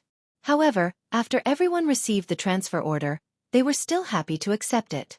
The mansion occupied a large area. Su Fengnian walked all the way to the council hall because there was an unwritten rule that all people, regardless of their official rank, only slowed down when they saw the young king. They didn't stop, nor did they need to salute. At most, when they bumped into each other, they would slightly move to the sides of the corridor to make way for the young king. Almost everyone today found that although the young king was still approachable, his momentum seemed to be a bit low and restrained, as if he had a lot on his mind. Su Fengnian came to the council hall, which was the most important place in the mansion. Compared to the council hall in Mount Qingliang, the latter had more symbolic meaning. The spacious council hall in Bebei City with a solemn atmosphere was the most important place to decide the direction of the war outside Beiliang. Su Fengnian smiled and nodded. He then waved his hand to indicate that they did not need to pay attention to him. Huyen Dugwan did not follow the young king into the council hall. He strode away. This time, he was not only leaving Bebei City, but also leaving Liangzhou. He was leaving Beiliang with his wife and children. He was going to Shishu for sightseeing. When Huyen Dugwan left, he seemed to be quite angry. He was cussing and rubbing his arms. Bruises and scars could be vaguely seen. It turned out that on the way back to the south, the young king, who had clearly said that he had thought it through, flew to the north twice without warning. Huyen Dugwan managed to stop him once. The second time, he was full of anger. He directly grabbed the young king's ankle and smashed the young king into the ground, creating a dusty pit. This Beimeng Jianghu man replaced Chao Chongqing's position in the new Two Dynasties martial arts review. He became one of the 4 grandmasters in one fell swoop. Although he was at the bottom of the 4, he was recognized by the world as someone who could stand shoulder to shoulder with Su Fengnian, Tuoba, and Dong Tai. He could not be regarded as an ordinary Earth Immortal. This year's martial arts review added that although the number of Earth Immortals in Jianghu was slightly less than the last era of Wulin led by Wang Xianji, the strength of these Earth Immortals and their high realms was a grand scene that had not been seen in 1,000 years. It could be called the most glorious period of Jianghu in 1,000 years. After this trip alone to Dunhuang City to inquire about information for the young king, Huyen Dugwan thought that he had settled the old scores with Su Fengnian. The matters of the previous life were settled in this life. In the future they would be responsible for their own lives. Of course, Su Fengnian did not ask Huyen Dugwan to stay. Yuan Zuozong, the commander-in-chief of Beiliang Cavalry, walked into the conference hall with his saber. Girl He and Su Ying in the red robe were squatting on the left and right sides of the threshold. Ordinary people would not have the courage to cross the threshold between them. Seeing the young king standing alone in front of the long table and looking down at the border map of Liangmang, Yuan Zuozong was not surprised at all. He walked slowly to Su Fengnian and said softly, "When Chu Lushan was stubborn, even the general could not persuade him. Only when his adoptive mother spoke, Chu Lushan was willing to listen to her." Yuan Zuozong thought of an old story and could not help smiling. In fact, when we just settled down in Beiliang, the general intended to let Chu Lushan be the deputy commander of the cavalry. Half of it was to reward Chu Lushan for his military exploits in the Spring and Autumn War in the Northern Grassland, and the other half was to restrict Zhong Honggu, the only one of the Su family who was conferred the title of Huaihua General by the imperial court. At that time, Zhong Honggu was very envious of the title of general given by Zhao Dun of Liang, but he was also very hesitant. After all, it was deliberately used by Zhao Dun of Liang to disgust his adoptive father. In the end, his adoptive father laughed and said that it was a second-rank official for free. Zhong Honggu accepted it with a clear conscience. However, Chu Lushan was so angry that he did not want to be the deputy commander of the cavalry outside Liangzhou Pass. He said that he was afraid that he could not help but slap the old guy surnamed Zhong to death. Therefore, he became a small official in Liangzhou City. Neither civil nor military. Only Chu Lushan himself was willing to endure the hardship. Others could not understand that the 8,000-old Yelua cavalry he trained were also disbanded at that time. After all, the General Chu Lushan left the border army, so the name of the cavalry was not legitimate. Otherwise, they could not establish themselves outside Liangzhou Pass. That would be too unreasonable. Su Fengnian suddenly raised his head and put his fists on the table. He asked, "Is Chu Lushan staying in Huaiyang Pass really more beneficial to the overall situation of Beiliang than strategizing in Beiliang City?" Chapter 1937. Yuan Zuozong was not in a hurry to give an answer. Instead, he calmly digressed. Chu Lushan used to be a true cavalry general. He joined the cavalry army in the early days of the Spring and Autumn War. In fact, he was an elder of the Su family. However, Chu Lushan was too ruthless in leading his troops to fight. He was ruthless to the enemy and even more ruthless to himself. If he was given 1,000 cavalry, Others might have at least 400 or 500 men left after a hard battle. However, it was lucky for him to have 200 or 300 cavalry left. Therefore, although Chu Lushan was known as the first person in the Su family to win battles, he had not been able to gather his own troops. However, Chen Jibao, as the long war of the Spring and Autumn War slowly progressed, he had more and more men under his command. Finally, he stood out and even vaguely surpassed Wu Qi and Su Pu in terms of real strength. Later, Chu Lushan led 1,000 cavalry to Shu. Do you know how he got them? Only Mr. Li felt that it was feasible. In the end, the great general was so annoyed by Chu Lushan that he had him recruit soldiers and buy horses to do whatever he wanted with as many soldiers as he could find. In the end, Chu Lushan only managed to gather around 200 old soldiers. The remaining 800 or so were borrowed from me shamelessly. At first, I was unwilling, so Chu Lushan went to Mr. Li and had him intercede on his behalf. Only then was Chu Lushan able to bring 1,000 cavalry to attack western Shu. Yuan Zhuozong sighed heavily and said with emotion. After that, he led 1,000 cavalry to Shu. Originally, our Su family army was prepared for the worst. We did not bring a single horse and only infantry to western Shu. However, on that territory, there were 20,000 enemy cavalry, which had never been heard of in the hundreds of years of western Shu's history. You know, in the last years of Dafeng dynasty, 300,000 grassland cavalry successfully went south with irresistible force.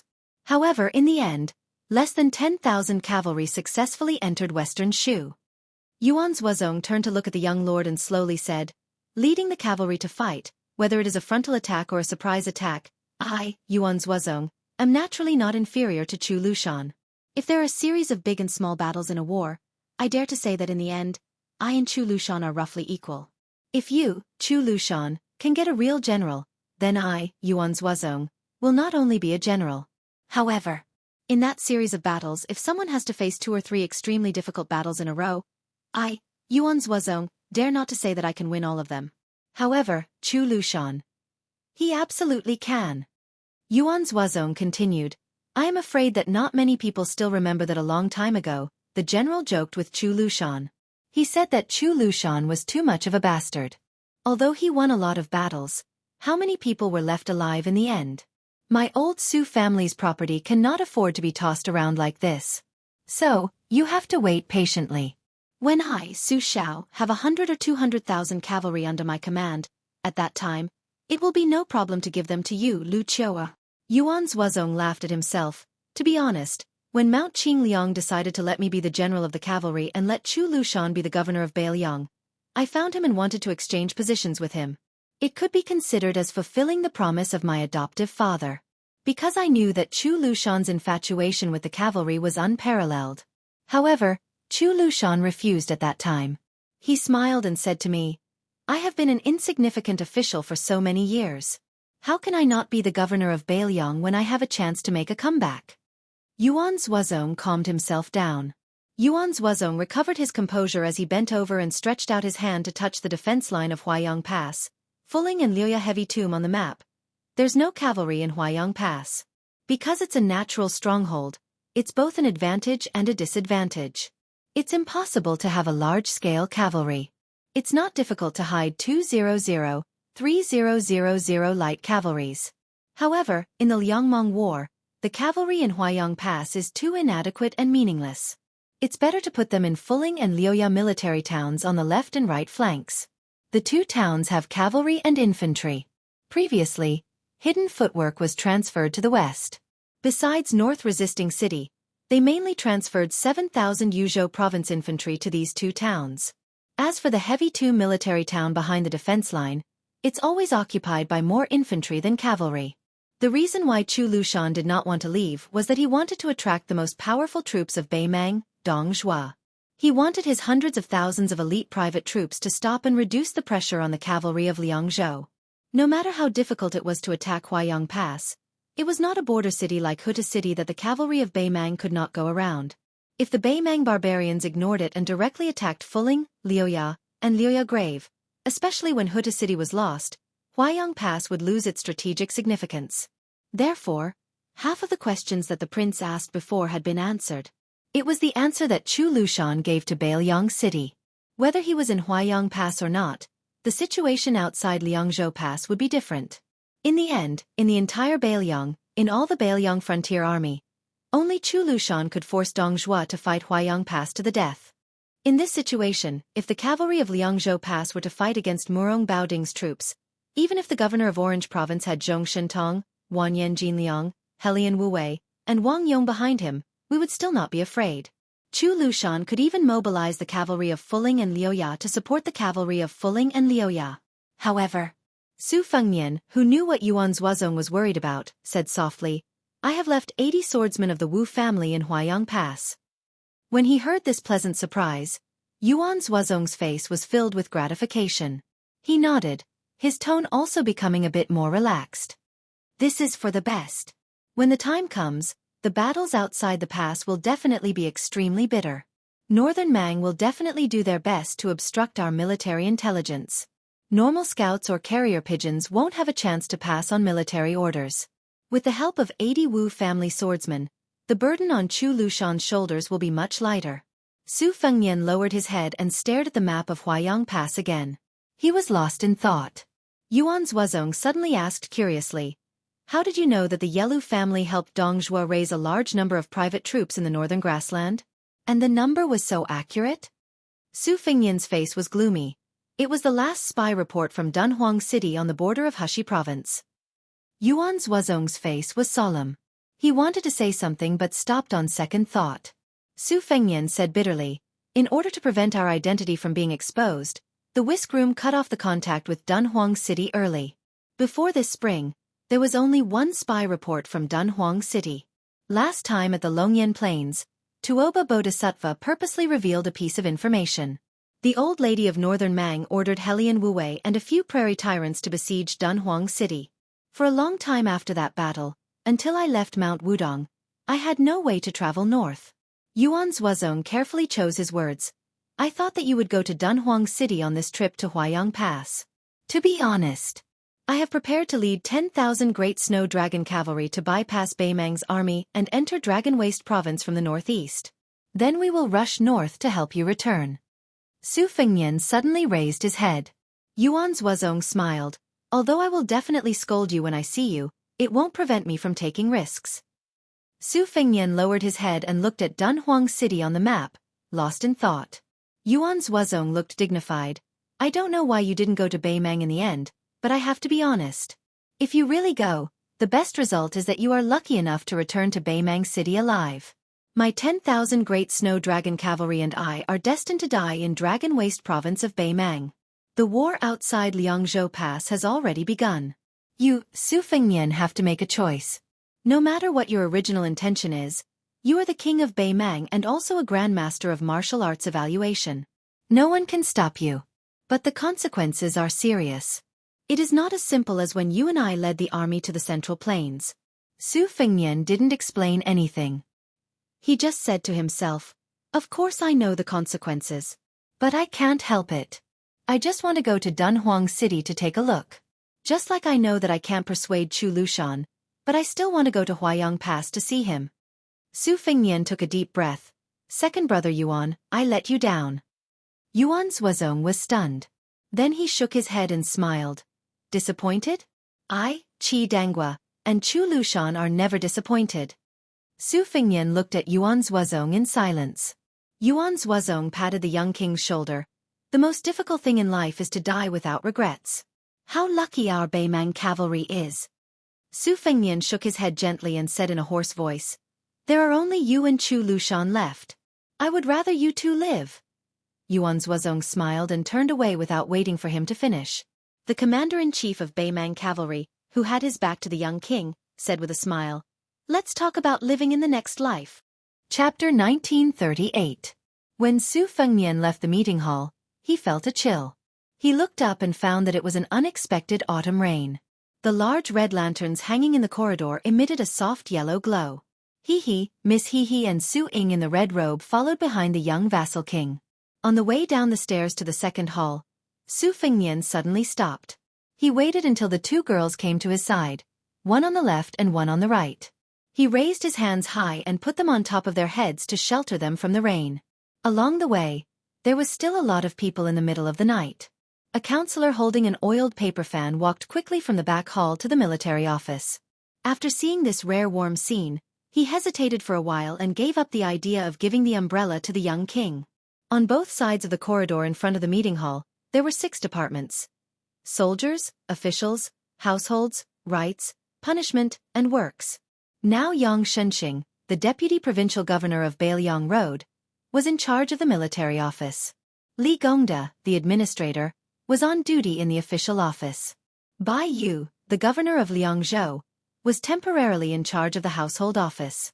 Although Mr. Bai Lian had a governor's mansion in Liangzhou City that he took over from Tian Peifong and also kept a government office in Mount Qingliang, Bai Yu obviously wanted to focus on Beiju City in the future.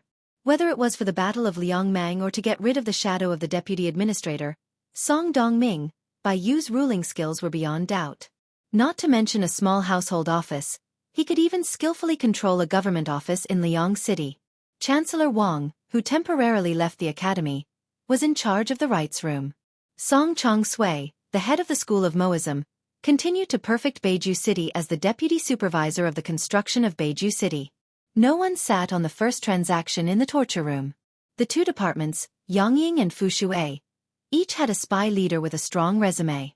After the main hall on the central axis, there was a second hall with a plaque, Summer Seeking Hall, hanging. It was very strange. The residences and palaces of the world's monarchs were all summer resorts. The main building of the second hall was the signing room in the middle. The young king's study was also next door. However, compared to the unparalleled elegance of the Wutongan of Mount Qingliang, it could be said to be extremely simple and crude. The books stored there were also the files of the Bailiang Frontier Army. Apart from this, the Liangzhou Left and Right Cavalry Army, the Liuzhou Longxiang Army, the Iron Stupa, the White Feather Light Cavalry, and many other elite border armies outside the Liangzhou Pass also had their own barracks here. There was also the Yuzhou Infantry Division, the 4 Prefectures General Division, and the 14th Lieutenant Division. They all had their own yamen to facilitate the smooth transmission of military orders. The plaque hanging above the 3 halls, Hall of Contemplation, was taken from Li Yishan's words, "A 1,000 years of merit requires the most contemplation." The couplet also came from this Tide Listening Pavilion strategist's famous words, "I came here because I was fated with the common people. I want to have a clear conscience. Even if I die, I have no regrets." More than 20 military counselors were stationed here, while the remaining 30 or so Bai Yi aides, who wore the imperial seal ribbon, were on duty in the main hall's 6th room. They could come and go as they pleased. These blue-robed men's path of advancement was similar to that of Liang's imperial examinations in Jinshi, but their duties were more like provincial officials in the Privy Council. The military counselor's roots came from the Liuzhou provincial governor's mansion. Yule Wandao, before entering Yuzhou as a cavalry general, had a similar role. His position was low and his authority was high. This was the creation of one of the prime ministers of Liang, Song Dongming. In the first battle of Liangmang, people related to this role also appeared in the Baimang border army. Not only did they pacify a large number of grassland bigwigs, they also greatly increased the military strength of the Southern Dynasty's border army. This was the work of the imperial tutor of Baimang, the Taiping Decree. Su Fengmian walked all the way to the 4th hall at the very back of the mansion. This was where he and his family lived. The Hall of Thought was separated from the 4th hall by a wall of flowers. There were more than 10 rooms on the left and right. The corridors, lintel, and beams looked ordinary, and the material was definitely not the wood of the imperial family like sandalwood. However, upon closer inspection, one could see that they were ingenious and the carvings were exquisite. It was said that the administrator Li Gongda had used the style of the Gangnam-do courtyard as a reference. Jiang and I, He, and Su Ying lived here. If Su Beiji stayed in Beiqing, he would definitely have a place. As for the others, perhaps only Yuan Zuozong and Chu Lushan, the 2 adopted sons of the old Liang prince, had the qualifications to live here. This kind of thing had nothing to do with one's official rank or military merit. As a transport envoy, Su Beiji quickly went south to Lingzhou after hanging the horizontal board in Beiqing. In his words, when he was done with this, he would be busy for a while. At that time, the young king felt guilty and wanted to comfort him.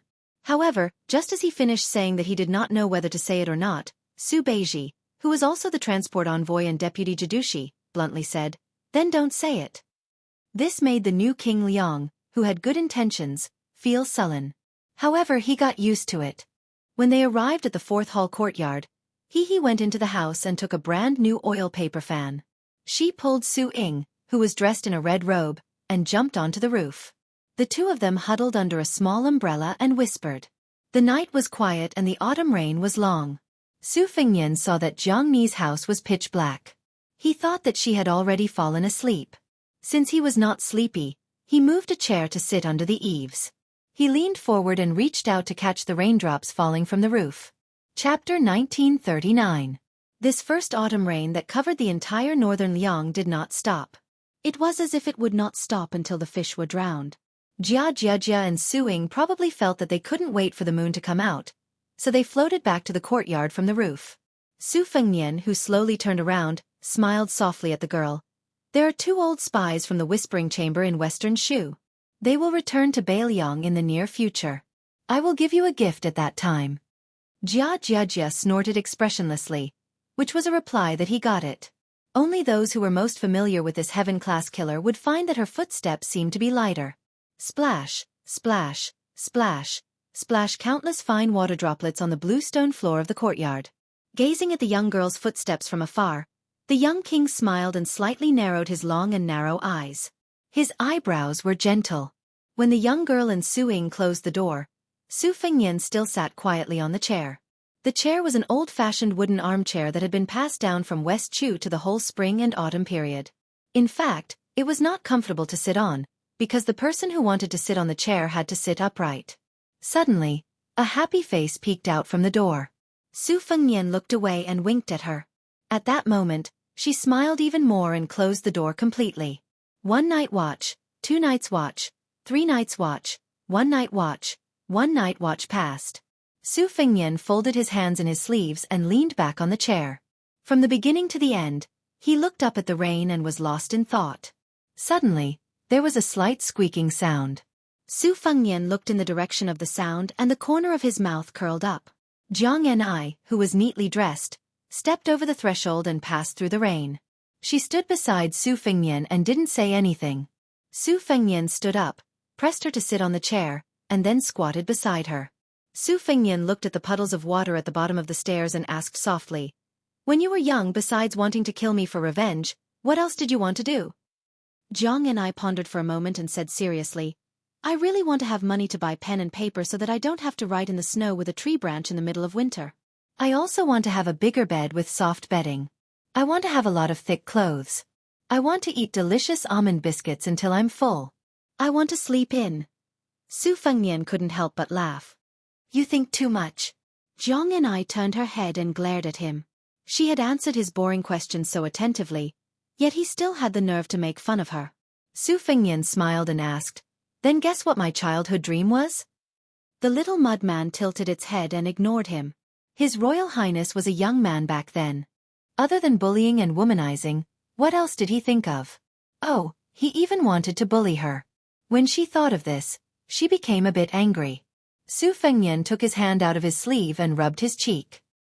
He said helplessly, "Maybe I've mentioned to you before. When I was young, I wanted to be a hero and have a famous nickname. I wanted to be chivalrous in the Jianghu. But actually, even earlier before my mother passed away, I wanted to be a scholar. I wanted to wear a scholar's robe and be full of strategies. I wanted to speak eloquently." Listening to Su Fengnian's chatter, the little mudman didn't feel annoyed. In fact, she didn't even feel sleepy when she went out. Su Fengnian pointed at the curtain of rain in the courtyard. "Doesn't it look like a waterfall without any momentum?" The little mudman only felt that it was strange. She curled her lips and shook her head. "I can't see it." Su Fengnian asked, "Have you ever heard of a famous writer's waterfall watching song?" The little mudman was even more confused. "No, whose article is it?" Su Fengnian smiled. "Anyway, I admire this scholar the most. It's a pity that you haven't heard of this poem."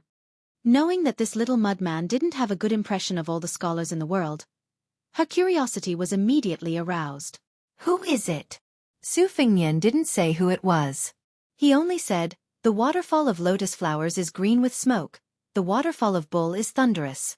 Only the waterfall of 9 flowers is not strange in the waterfall's spine, like a celestial being lying on his side.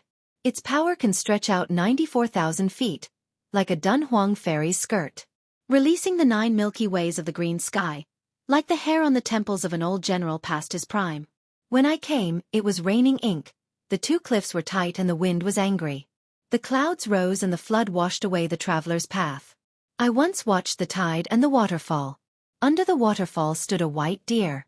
Suddenly, the man and the deer looked at each other. South Tang, East Yu, or West Shu.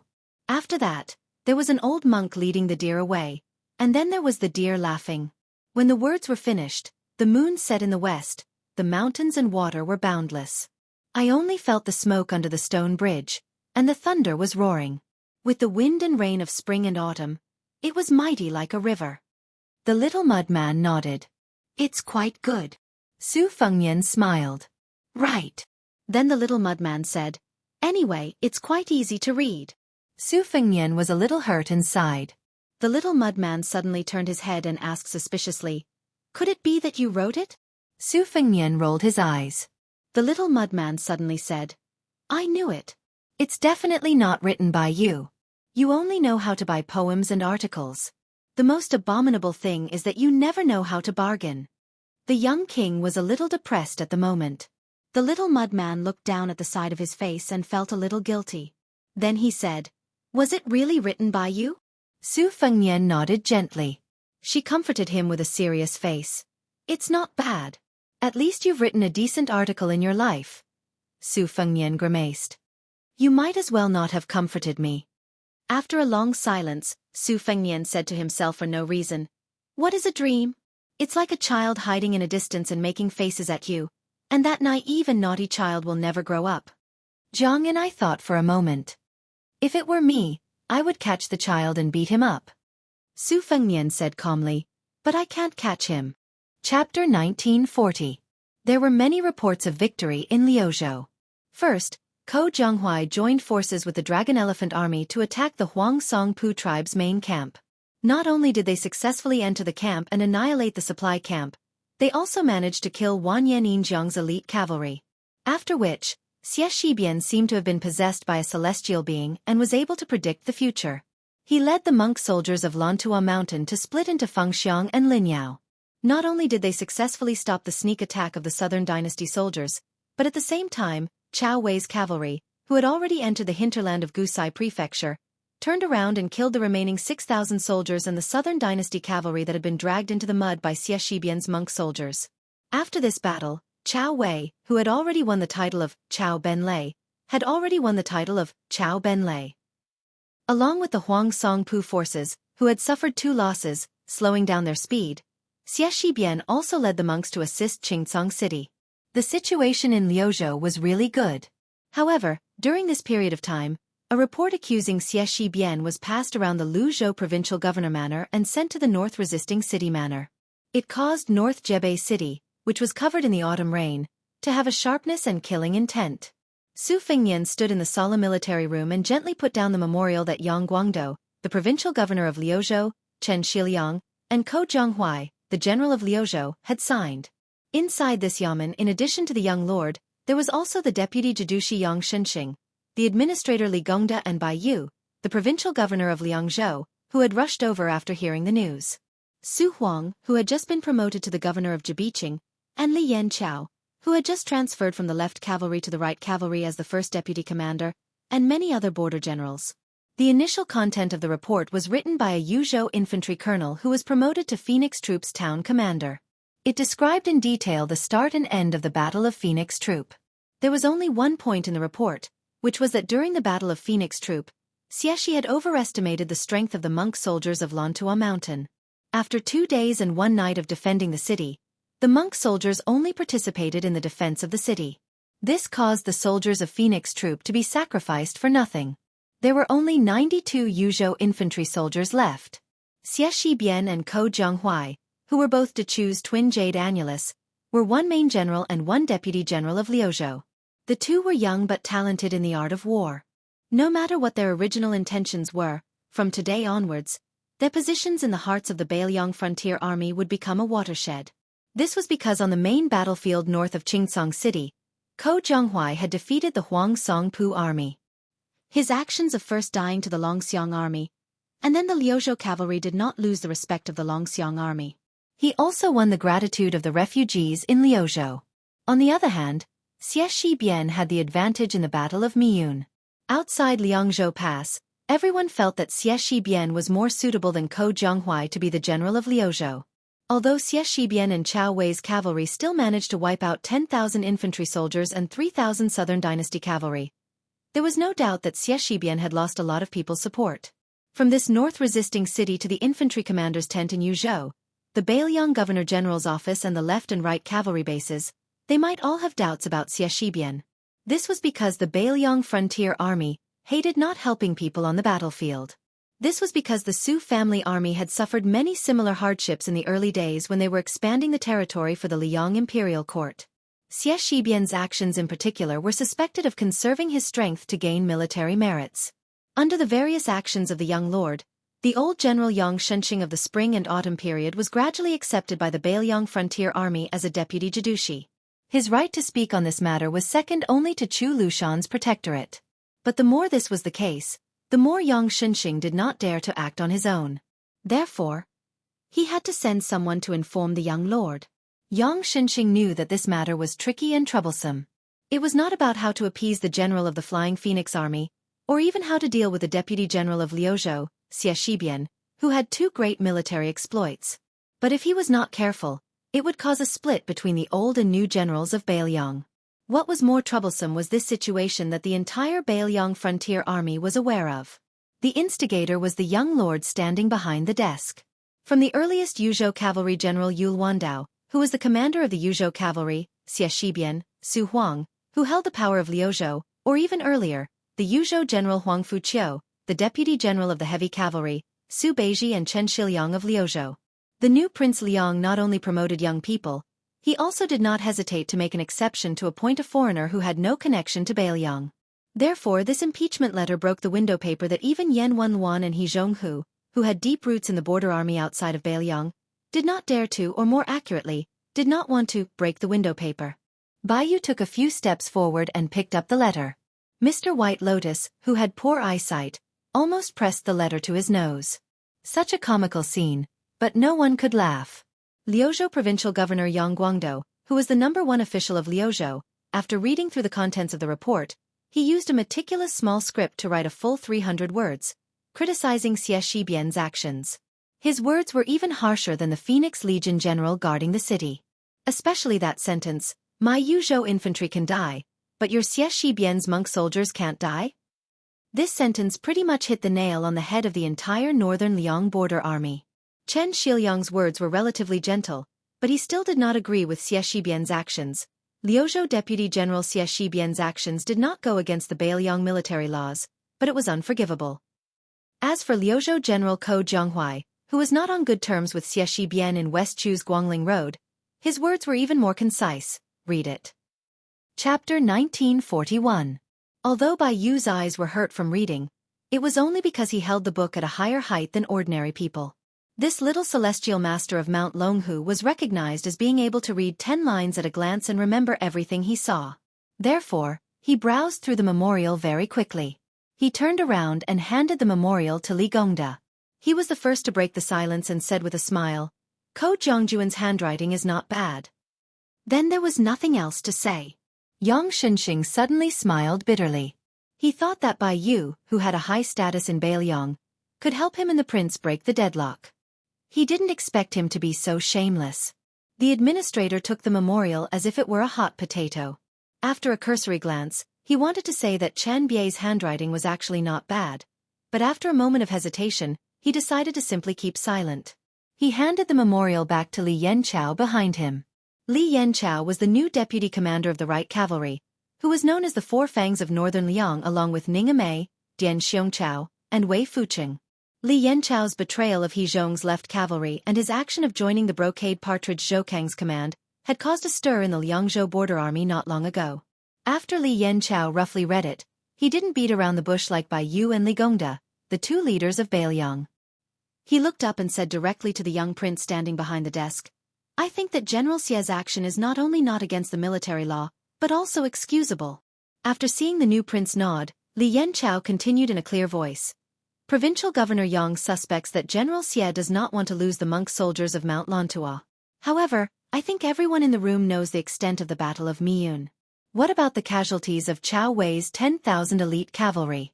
What about the casualties of Xie Shibian's cavalry? I don't know Xie Shibian, and I have never even met him. However, I think I know a little about how to use troops. That is, Xie Shibian will haggle over every detail on any battlefield that he is in charge of. In this attack and defense of the Phoenix Legion town, if the monk soldiers of Mount Lantua had participated in the defense early and didn't deliberately show flaws, allowing the Baimang barbarians to attack the city many times, how could the 10,000 infantry and 3,000 cavalry stay outside the city for 2 days and 1 night? If not for that, how would Chao Wei's cavalry be able to stop Baimang's remaining troops in time? In my eyes, General Feng Xiong has done well in defending the city, and it is reasonable for Xie Shibian to be impeached for his fallen comrades.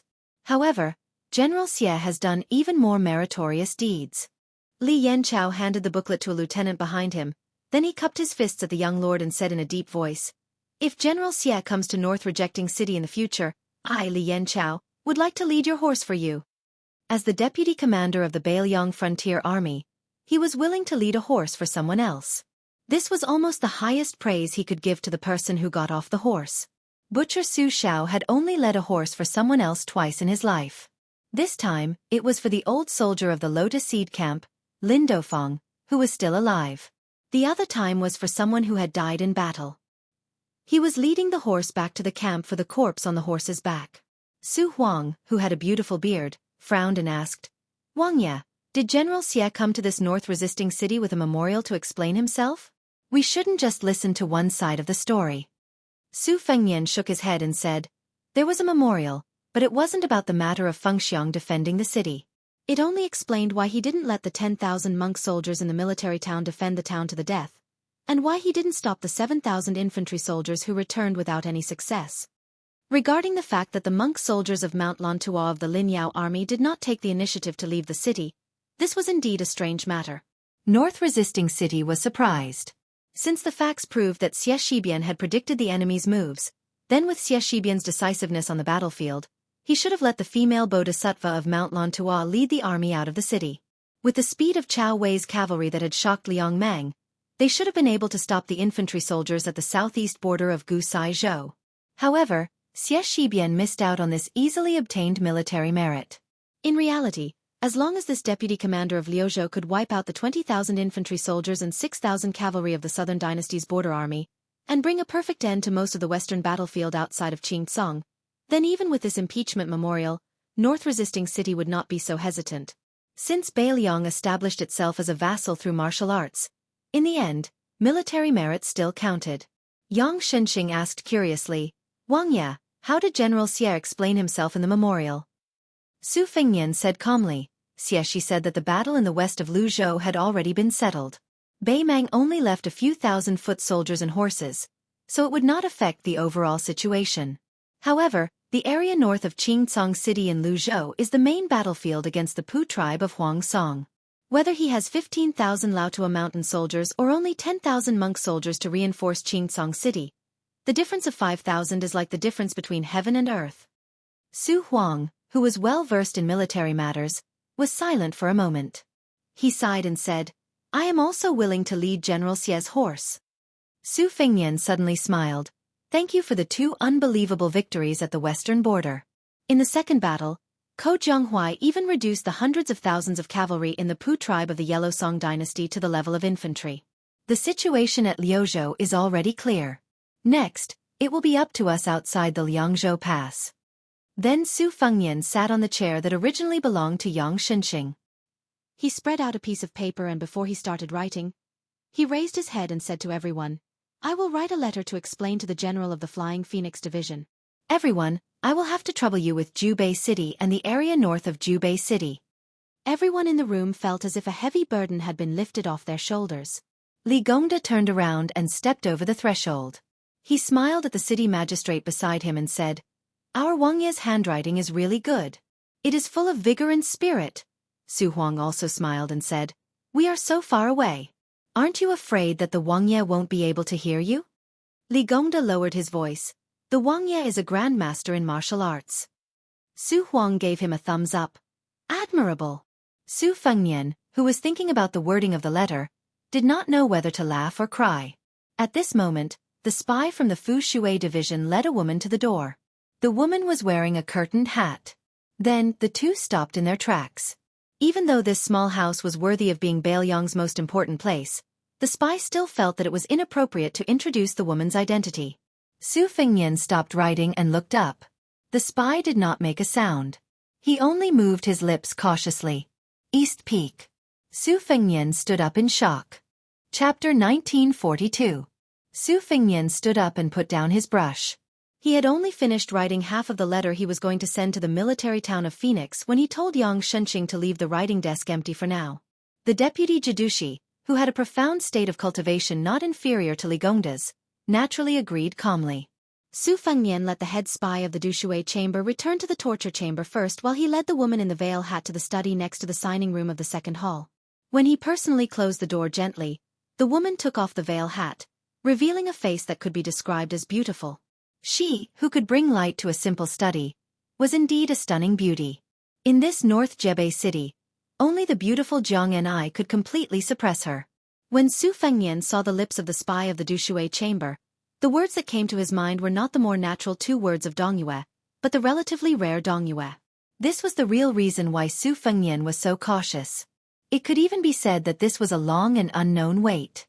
Before Su Fengnian inherited the throne, he had been waiting for the day when the truth would come to light. Back then, when he went to Beimang alone as His Royal Highness, it was like a chess piece at the end of the first stage.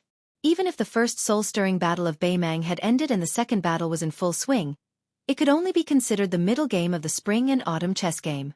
It could only be considered the real end of the game when he waited for this woman. Everyone knew that Nalin Yusi, who was more like a vassal king than Zhao Bing, the king of Yen, was the only surviving strategist of the spring and autumn period. He was often followed by 5 beautiful personal maids with strange nicknames: Fengdu, Dongyue, Shishu, 3 Corpses, and Cheng Lu. She was one of Nalin Yusi's maids, Dongyue. Facing the young king with the most military power in the Liang dynasty, she was calm and composed. She smiled and said, "Since your highness is so nervous, you must already know about the plan of my master and his old friends. This is even better. It saves me from wasting my breath." Su Fengnian did not sit down. He just stood near the ordinary boxwood desk and did not bring a chair for her. The two of them stood facing each other like this. He went straight to the point and said, "The pawns chosen by my master, including the king of the Old North Courtyard, Su Huainan, are all dead now. Who is left on your master's side?" Dongyue smiled and said, "Why don't you guess, your highness?" Su Fengnian narrowed his almond-shaped eyes and his face darkened. She turned a blind eye to this and clicked her tongue. Right now, it is widely known in the Central Plains that it took 10 years to cultivate Song Yushu, 100 years to cultivate Su Fengnian, and 1,000 years to cultivate Lu Dongxian. Your Highness, your current performance is somewhat unworthy of the name. The 9 Kingdoms of Spring and Autumn was a game of chess. Hong Jia's journey to the north was the curtain of the War of Spring and Autumn. It was not only the ending, but also the first move. The 4 scholars from the Central Plains, who originally belonged to different camps, worked together to set up the trap. Huang Longsher of the Spring and Autumn 3, Li Yishan of the Tide Listening Pavilion, Li Yishan of the Southern Border, and Li Yishan of the Liang Emperor, Shi Yuan Benshi. Ever since the founding of the Great Qin dynasty, the northern grassland cavalry had invaded the south countless times, causing chaos in the Central Plains. The Central Plains commoners and commoners sought refuge and migrated, retreating from the north to the south time after time. Later generations were used to calling them crossing the south in clothes. For example, during the last years of the Yongxi dynasty, the Lu family blessed China, and the Sweet Dew crossing the south, after the fall of the Great Feng dynasty. The Zhang family of Dechu, the most powerful family in China during the 9 Kingdoms of Spring and Autumn, was regarded as the rightful successor of the Great Feng dynasty. However, roughly half a year later, an even greater scale of escape erupted.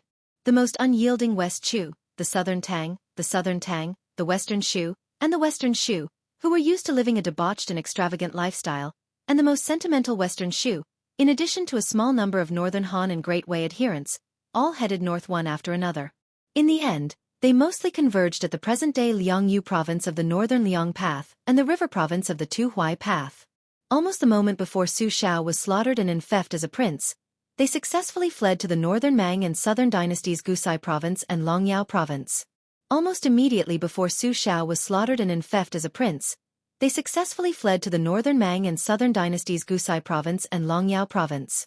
Among them, there were many well-hidden key players. One was Su Xiao, who had been enfeoffed as prince of another surname by the old Liang Emperor Zhao Li, suddenly declaring that he would kill all the scholars of West Chu and have their corpses block the estuary of the Guangling River. Because the Battle of the Western Wall was too bitter, regardless of whether it was the defeated Dechu Jiangshi or the victorious Su Xiao, both sides were filled with resentment. As a result, when Su Xiao, who was at the peak of his power, publicly announced these words in the imperial court of Great Peace City, not only was the court shaken, it also caused the remnants of West Chu, whose mountains and rivers had been shattered, to despair. That lame Su clearly did not even give them the opportunity to be peaceful dogs. Other than fleeing, what else could they do? Another time, Zhao Li's son, Zhao Bing, who was supposed to be the ruler of Western Chu territory by virtue of his military exploits, who later became the king of Yanqi in Nanjiang, not only did he not go to the richest Guangling circuit, he did not even go to Jinggan circuit and Qingzhou, which dominated the hinterland of the Central Plains. At that time, Zhao Li only intended to let the son, who was most like me, go to Huainan circuit, probably because he wanted to let Zhao Bing, who was good at war, and Su Xiao, the only king of Liang with a different surname, be neighbors when Su Zhao's title as king of northern Liang circuit was a foregone conclusion. But in the end, Zhao Bing, who had wanted to go to the Liangliao Pass, went to the most unexpected southern border, a place that was vast but full of miasma. Unofficial history said that before the bloodthirsty Zhao Bing left the capital, he chopped down a 1,000-year-old cypress tree in the prince's mansion and swore to kill all the young men of southern Tang who were taller than a wheel to vent his anger. Coincidentally, when Zhao Bing was on his way south, southern Tang, who definitely did not resist tenaciously in the late spring and autumn period, actually rebelled and killed thousands of Gu Jiantong soldiers who stayed behind. Zhao Bing originally wanted to deliberately wrestle with the new prince of Guangling, Zhao Yi, in Guangling circuit for fun. He had no choice but to suddenly speed up his horse's hooves and head south. The third time was when Su Xiao was enfeoffed as Prince of Liang the earliest and Prince of Liang the latest. The key point that people did not think deeply about the first two times, Yuan Benqi, who was half an inch away from the Emperor of Liang, watched coldly from the sidelines because he was happy to see it happen. The Zhao family that he was loyal to wanted to truly let the fire of peace spread across the world. They had to let those 100 years of country, 1,000 years of family, noble families, move the tree and die. They wanted to let them obediently move to the Liang capital under the eyes of the emperor under the threat and intimidation of the two prince of Liang, which was very likely to come true. Like the scholars of the imperial examinations, all the heroes of the world will enter the Zhao family's jar, at the same time, to prevent future troubles. It could prevent the remnants of the countries that had lost their foundations from rebelling, and could also ensure that when Liang went north to conquer the grasslands, there would be no worries in the south. It was a pity that at this time, unforeseen events occurred. Su Zhao's army traveled west very slowly. They enjoyed the scenery along the way and even stopped in Jizhou for a full month. When Yuan Benqi and the Liang imperial court realized that the situation was not right, they let Kainan, who was the minister of war and the #1 fierce general under Gu Jiantang, who was stationed in Gangnam-do, lead the army all the way to try to stop the flood of remnants that suddenly gathered in the northwest direction and force them to turn east and enter Tai'an City. Because the scale of Kainan's army was not large and they were extremely unfamiliar with the northwest terrain, in the end, they were still unable to stop that vast and mighty group of spring and autumn remnants. At the time, Jizhou's Han family, who had defended the border pass against the grassland horse hooves for generations, did not make a move that time, leading to the tragedy of their family's destruction. As Zhang Julu's teacher and father-in-law, the old Grand Secretary of Liang, even though he indeed had personal grudges with Jizhou's Han family, to say that the old Grand Secretary alone caused the destruction of an enormous family that had been loyal for generations was overestimating the weight of that scholar in name in the imperial court and also underestimating the old Grand Secretary's scholarly character.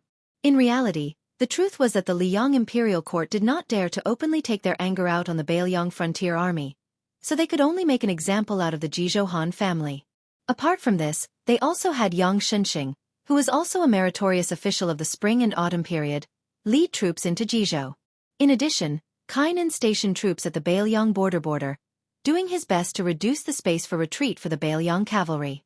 In this game of chess, for strategists sat on the four sides of the central plains, acting as national players. They rolled up their sleeves and placed a piece together. In the end, the person who needed to pick up a piece from the chessboard was His Royal Highness of Baelyong, who had inexplicably gone to Bei Mang. In the study, only the scent of books was faint. A man and a woman fell into a long silence.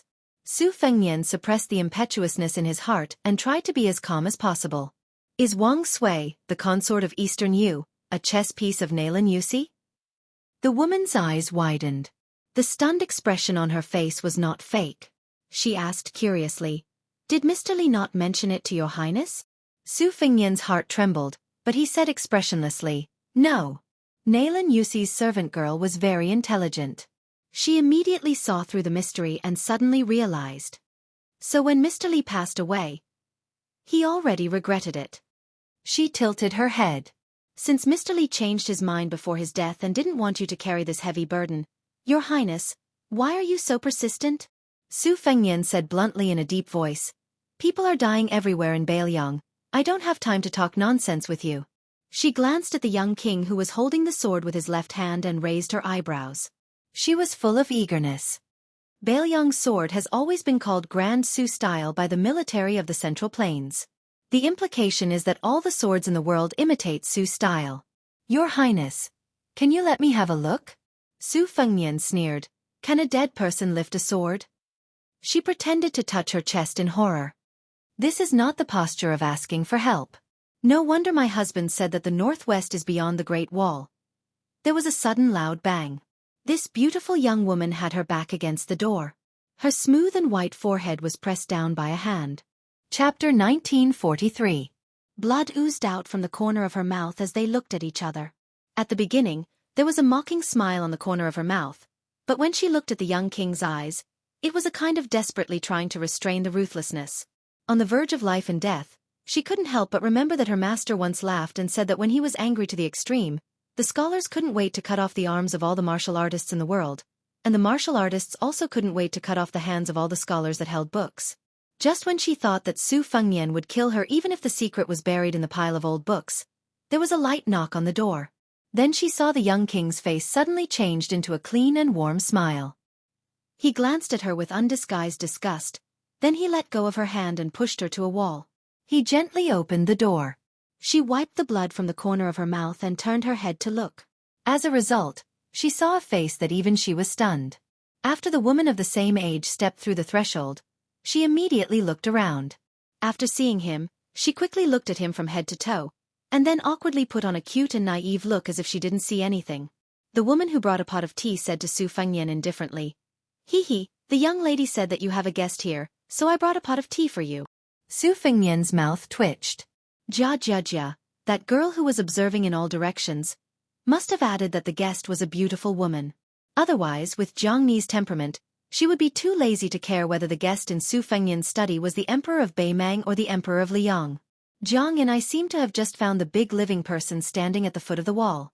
She lifted the warm teapot in her hand and asked, "Young lady, are you thirsty? Do you want to drink some tea?" The maid, Dongyue, who had already wiped the blood, deliberately pulled her collar together and bit her lips as if there was a lingering fear in her heart. She was really pitiful. Jiang and I suddenly widened her eyes and secretly stepped on the back of the king of Bei Mang's foot and twisted it fiercely. Dongyue saw that the poor king who had his back to her seemed to take a deep breath, and then pressed his hand on the head of the peerless beauty. Compared to the palm that pressed on her forehead, it was much gentler. He smiled and said, "What are you thinking? This aunt who is good at retaining her youthful appearance is from Nanjiang. She is Nalan Yusi's personal maidservant. She came here to discuss business with me. Just now I didn't control of my strength, and I accidentally hurt her." The little mudman glanced at the pale woman. Although he was still a little skeptical, the words aunt were extremely important, so he relaxed a little. Su Fengnian resentfully retracted his hand and said helplessly, Okay, I won't close the door." She curled her lips and turned around again. Her voice was not soft as she said to herself, "If you don't have a guilty conscience, why don't you just close the door?" Su Fengnian sighed and shook his head gently. He turned around and put the teapot on the table. Then, He took out 2 white porcelain teacups that he bought from the market outside the North Jebei city. After sitting down, he waved his hand to the maidservant, Dongyue, and said, "Sit down and drink tea." She hesitated for a moment, but still moved a chair and sat across the table from the young king. Just now the two of them had a falling out, but it was as if nothing had happened. At this moment, the study room was calm and peaceful. All of this was due to the woman who brought the tea. She had complicated thoughts. Right now in the Central Plains, just the great city of Liang, which was known as the most virtuous city in the world, had countless extroverted young ladies who had almost eloped to Liangzhou just to see Su Fengnian. This was not some exaggerated joke on the streets. A person's life was less than 100 years, and it took 100 years to cultivate Su Fengnian. This new King Liang could be said to have achieved success by taking an unconventional path. She originally did not believe that a man in the world could be more romantic than her master. Seeing it with her own eyes today, although she still felt that he was not as good as her master, he was not far off. Su Fengnian leaned forward and poured a cup of tea for her. The woman's thoughts were as deep as the sea. The servant girl, Dongyue, who had been at loggerheads with the young king, straightened her expression and did not pick up the teacup. She slowly said, "Before I left, my master told me that the matter of the chess piece was only a telepathic connection with Tide Listening Pavilion's Mr. Li. The two of them had no contact after parting on the way to Graydon City. My master also said that because Mr. Li had spoken frankly at that time, he had guessed the identity of the chess piece that Mr. Li had chosen. With Mr. Li's cautiousness, it must have been Su Huainan. In fact, Su Huainan was the most unexpected. He actually succeeded in becoming the king of the northern courtyard of Beimang.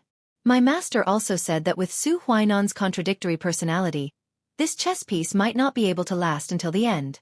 Of course, Su Huainan would not reveal the secrets of heaven. At most he would choose to give up." Su Fengnian nodded and said, "When Su Huainan saw me at the bank of the Ruoshui, he could have lived, but the old man still chose to die. It was probably because he did not think that Beiliang could defeat Beimang. Rather than letting down the Central Plains and then letting down the Empress of Beimang, rather than being disappointed, it was better to not see and not be bothered by it and not do anything." The servant girl, Dongyue, raised the teacup and took a sip. She said softly, "My master said that his chess pieces were not as important as Mr. Li's. There were more of them, exactly 10 of them. However, after 20 years, most of them died young. 3 died of illness. 2 committed suicide. Because they had thoughts of betrayal, they were cleaned up by the men of sacrifice by my master's side. 2 more died. Therefore, on this trip to Beiliang, I, Dongyue, was the one who delivered the message for my master. Just as your highness had guessed, Wang Sui was one of my master's most attentive chess pieces. However, this old prince consort of Dongyue, one of the 4 great generals of the spring and autumn period, was the same as Su Huainan. Both of them showed signs of indecision. Compared to the other chess piece revealed in my name, Wang Sui was more selfish and harder to control." Su Fengnian fell into deep thought and did not speak. She said with a grave expression, "Your Highness, please remember the other person. His surname is Wang and his given name is Du. He once called himself Old Man Shan Qiu. The old man himself did not have many achievements in the Southern dynasty, but his family had cultivated a young man who could not be underestimated.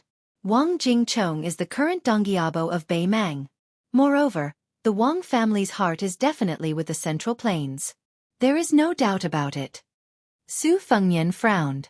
The Southern dynasty's valiant border general Wang Jingchong was no stranger to the entire Beiliang frontier army.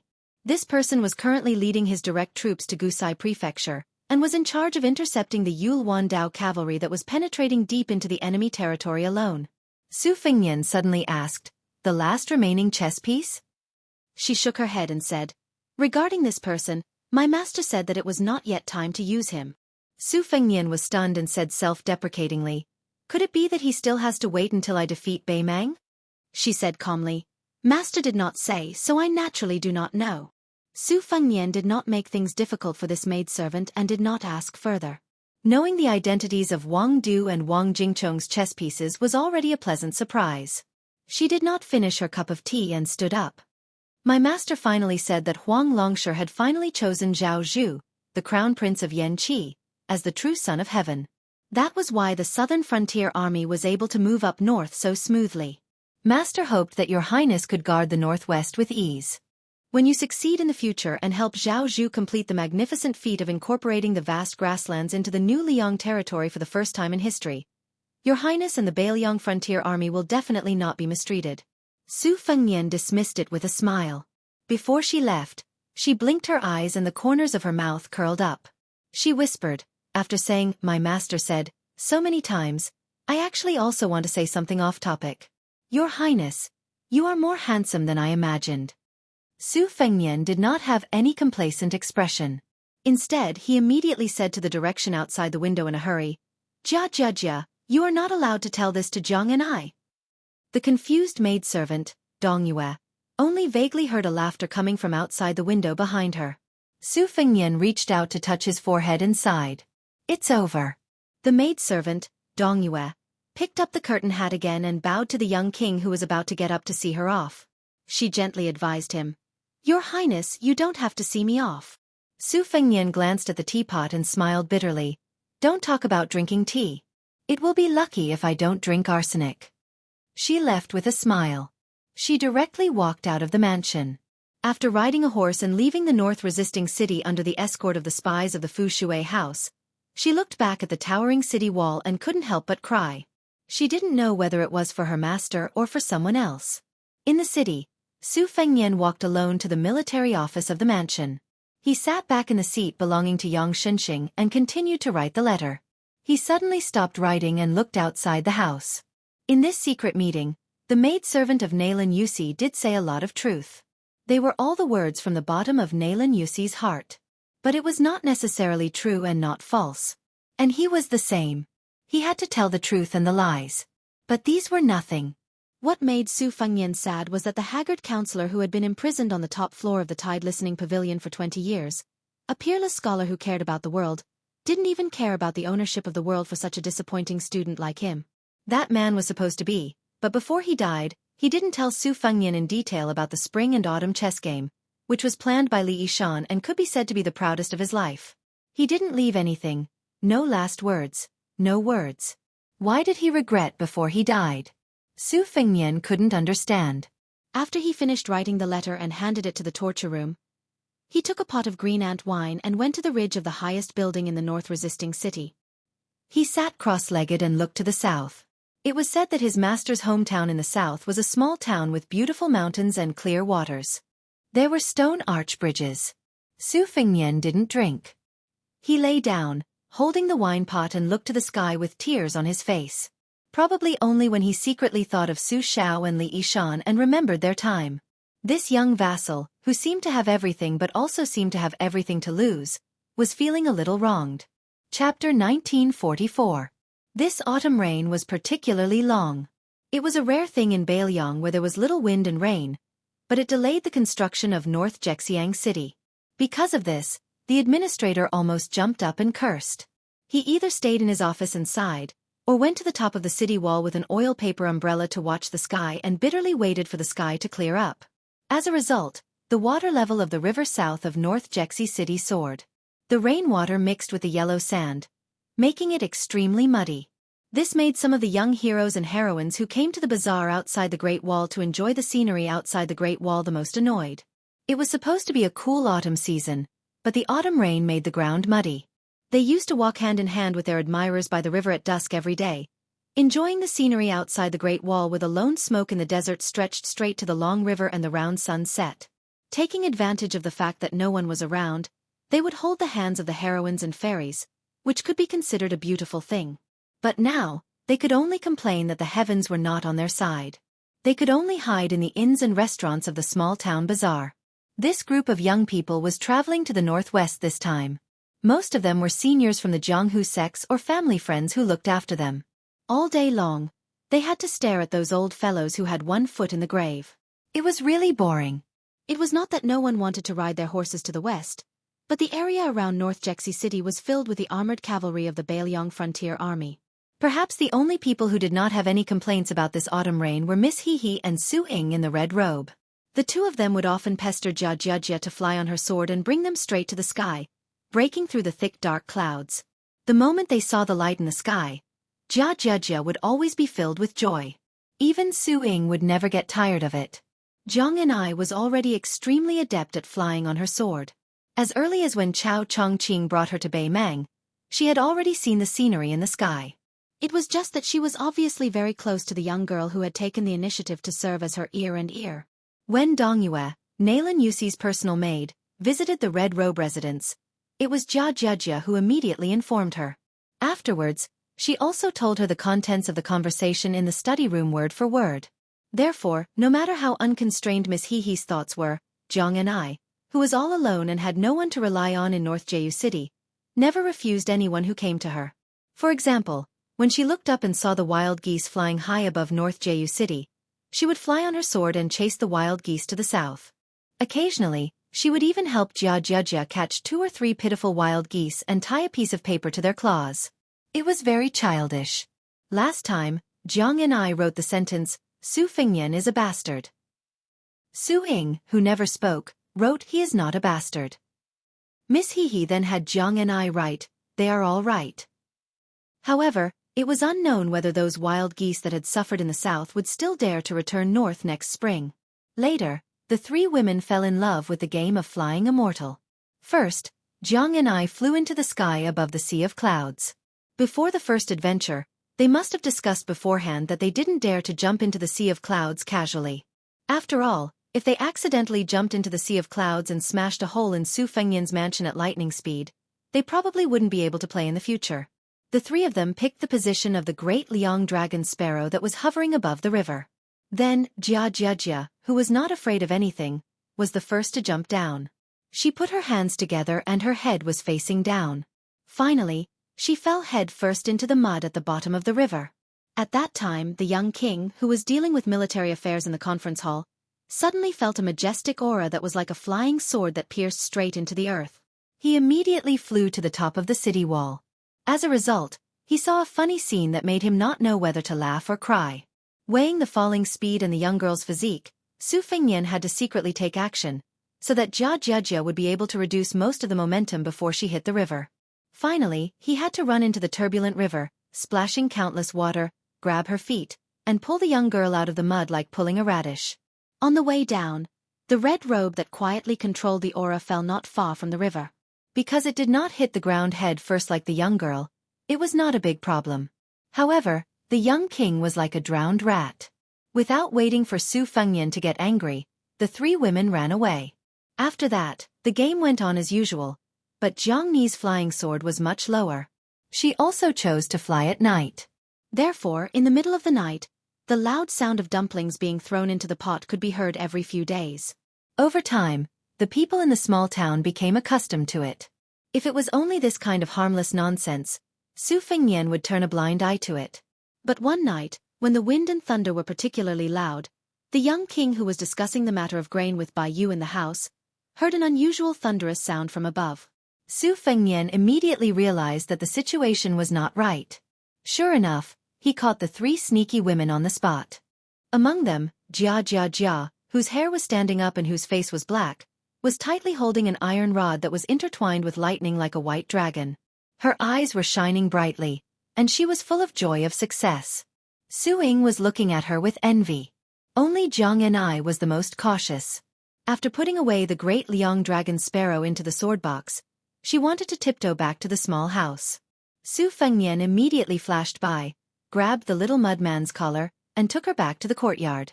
In the rain, the 3 women stood in a row. Zhang Anai seemed to be looking up at the moon with an innocent face. Su Ying secretly looked at the fine iron rod in the girl's hand that was crackling with lightning. Jia Jiajia, who did not realize that she was in trouble, looked at Su Fengyan with vigilance. Her face was saying, "Don't you think about my rod, or I will fight you to the death." Su Fengyan asked with a serious face, "You even dare to summon the lightning from the sky without permission? Do you want to die?" Zhang Anai secretly made a face and muttered. Obviously, she was going to break the pot. Su Ying's face was blank and innocent. Jia Jiajia simply turned around and was too lazy to argue with this guy. Chapter 1945.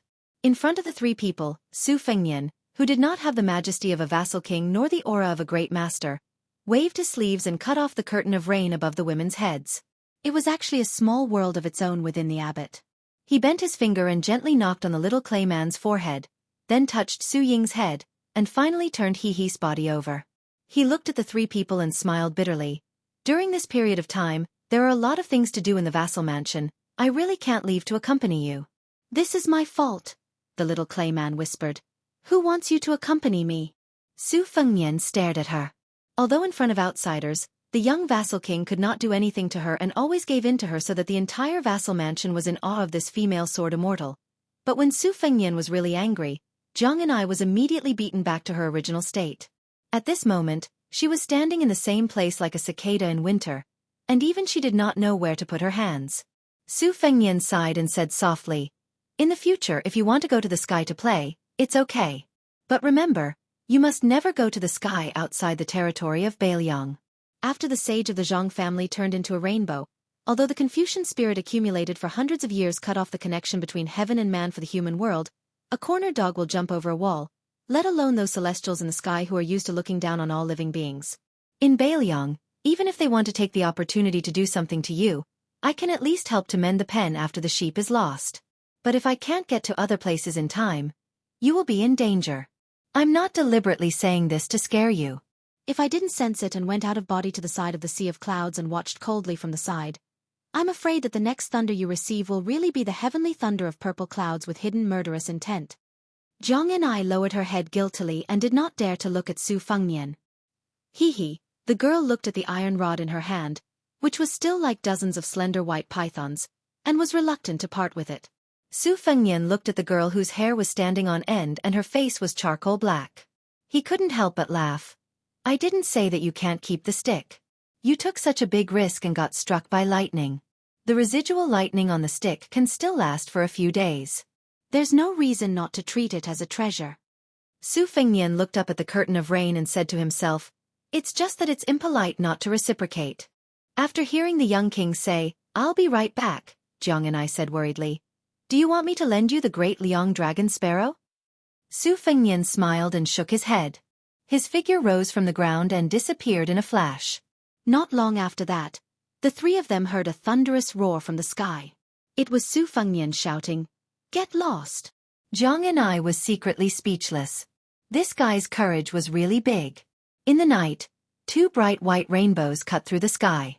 One fell into the grassland of Beimang, and the other fell into the territory of the Central Plains. After half an hour, Su Fengnian floated back to the ground. His hands were behind his back, and his expression was calm. Zhang and I asked curiously, "Did you fight with someone?" Su Fengnian nodded and didn't explain in detail. In the face of the 7 immortals who were sitting in the clouds and spying on Northern Liang's luck, Su Fengnian beat up 2 of them, who dared to walk out of the gate of heaven, and turned them into banished immortals. Zhang and I took off the sword box and handed it to Su Fengnian with both hands. Su Fengnian was puzzled and asked, "What?" The little mudman wrinkled his nose. "You take it for safekeeping, so that we don't get into trouble." Su Fengnian said helplessly, "In the end, North Rejecting City is a boring place for you. I'm just angry that I can't let you have fun, not angry that you sneaked out to play." Who would believe that? In any case, the little mudman didn't believe him. Just now, he glared at him fiercely. Su Fengnian smiled. With his hands behind his back, he suddenly stretched out a hand. 3 to 4 inches above his palm, there was a fist-sized snow-white ball. It was actually condensed from the essence of lightning. The 3 girls immediately opened their eyes wide, as if they had seen the cutest thing in the world. Su Fengnian retracted his hand and allowed the ball of lightning to hover in the air in front of him. He reminded them with a smile, "Don't touch it with your hands. A normal Vajra physique won't be able to withstand an explosion. In today's world, other than me, perhaps only the white-robed monk Li Dongxin's prayer beads, Dong Tai's sword, and Tuoba's fist can remain unharmed after touching it. However, as long as you release a little bit of your qi, it won't consume too much energy and you can easily control this ball of lightning. Let me say this first, you can't let this little thing leave this courtyard, and you can't let it touch anything in the courtyard. Otherwise, I won't have the time and energy to help you get another one." Su Fengnian stretched out his hand and lightly touched the iron rod in the girl's hand. "I left a trace of my qi on it. When you're not playing with the ball of lightning, it will automatically hover near the rod." Zhang and I and the other 2 nodded vigorously at the same time, Really like chicks pecking at rice. Jia didn't say anything else. With a bang, she placed the iron rod on the limestone floor of the courtyard. Then, the ball of lightning began to slowly revolve around the rod. The three heads gathered together and stared intently at the little toy that was spinning leisurely. Su Fengnian, who was left aside, glanced at the cracked ground and sighed. He left the courtyard and returned to the house. When the figure of the young lord disappeared, the abbot world that was supported by his qi also quietly dissipated. The small courtyard reappeared in the rain. The three women moved the chairs and benches to sit side by side under the eaves. Jiang Yan'ai suddenly came back to her senses. She turned to Jia and said seriously, "Little Hehe, the copper coins to repair the ground, you can't renege on the debt." The girl who was nicknamed Little Hehe slowly shook her head. Jiang Yan'ai frowned and said, "Jia, you can't do this." Hehe girl rolled her eyes and leaned over to whisper in Jiang Ni's ear. After Jiang Yan'ai heard the secret words, she coldly snorted and said loudly, "Little Hehe, you don't need to pay this money, I also won't pay. Isn't someone's female confidant all over the world? Even a woman that you've only met once will fall in love with him. Why would you lack these copper coins?" In fact, Su Fengnian, who had not walked far away from the courtyard, suddenly staggered and shook his head with a bitter smile. In order to escape the debt, Jia was very disloyal to her friends. She leaked the last words of the maid, Dongyue, to Heaven's Secret. Chapter 1946. During the summer, the heat stopped and the autumn air gradually turned serious. The eagles felt the air and hunted down flocks of birds.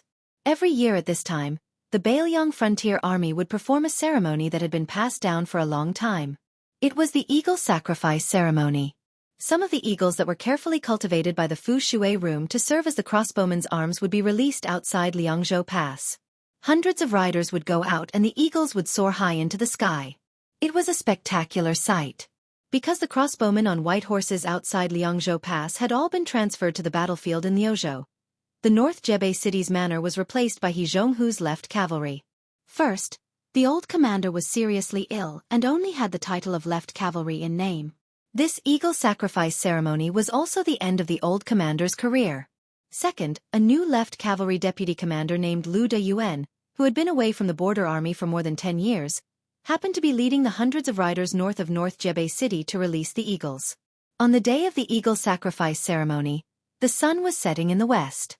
The North Jebei City's horsepath was crowded with people. The right cavalry commander Jean Partridge Zhou Kong, accompanied by Li Yan Chao, slowly walked to the top of the city wall with a straight face. When he saw the old commander He Zhonghu, who had to wrap himself in a thick fur coat after taking off his armor, his expression became slightly better. The fierce border army general Li Yan Chao, who betrayed the left cavalry and joined the right cavalry, had an indifferent expression. Only in the depths of his gloomy eyes was there a bit of guilt. However, he was still ashamed but not regretful. The young lord with a cold blade at his waist stood in the middle of the city wall. He looked into the distance and saw a flock of eagles soaring in the sky. He felt relaxed and happy. After seeing Lu Deyuan leading hundreds of riders back to North Jebei City, Su Fengnian turned his head to look at He Zhonghu beside him. His old body could no longer bear the bumpiness of the horse's back. Even hanging a blade and hanging an armor had become an extravagant hope. After the eagle sacrifice ceremony today, the old commander would officially leave the battlefield.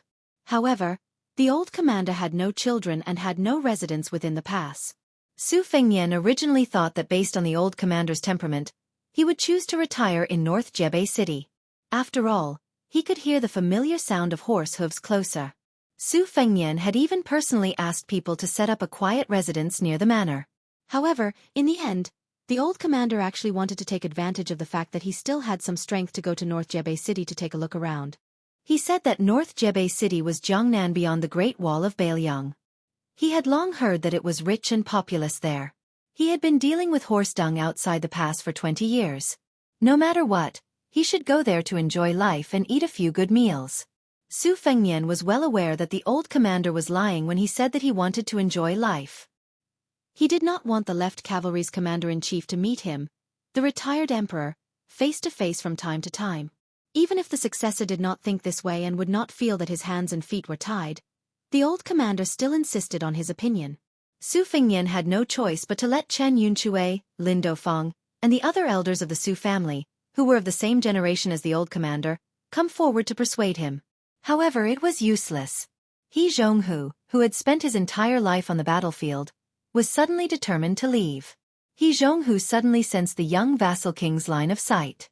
With a carefree laugh he said, "Wang Ye, don't try to persuade me.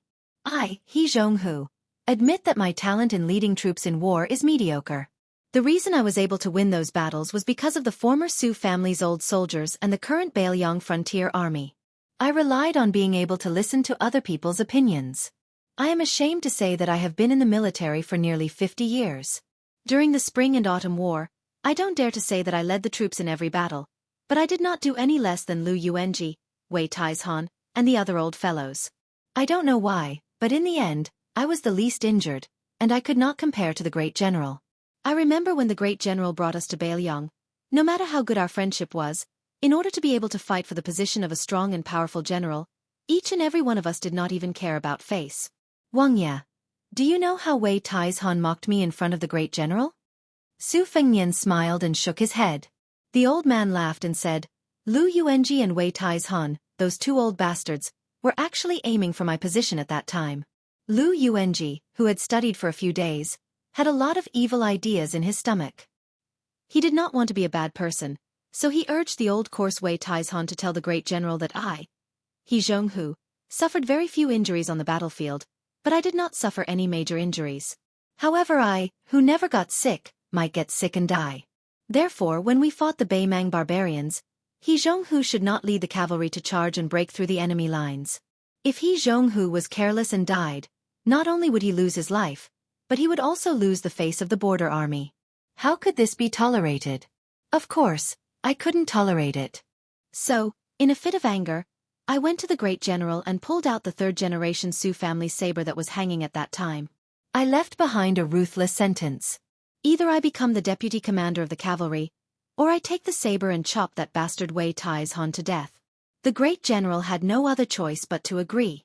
Su Fengnian could not help laughing. The terminally ill old man no longer spoke.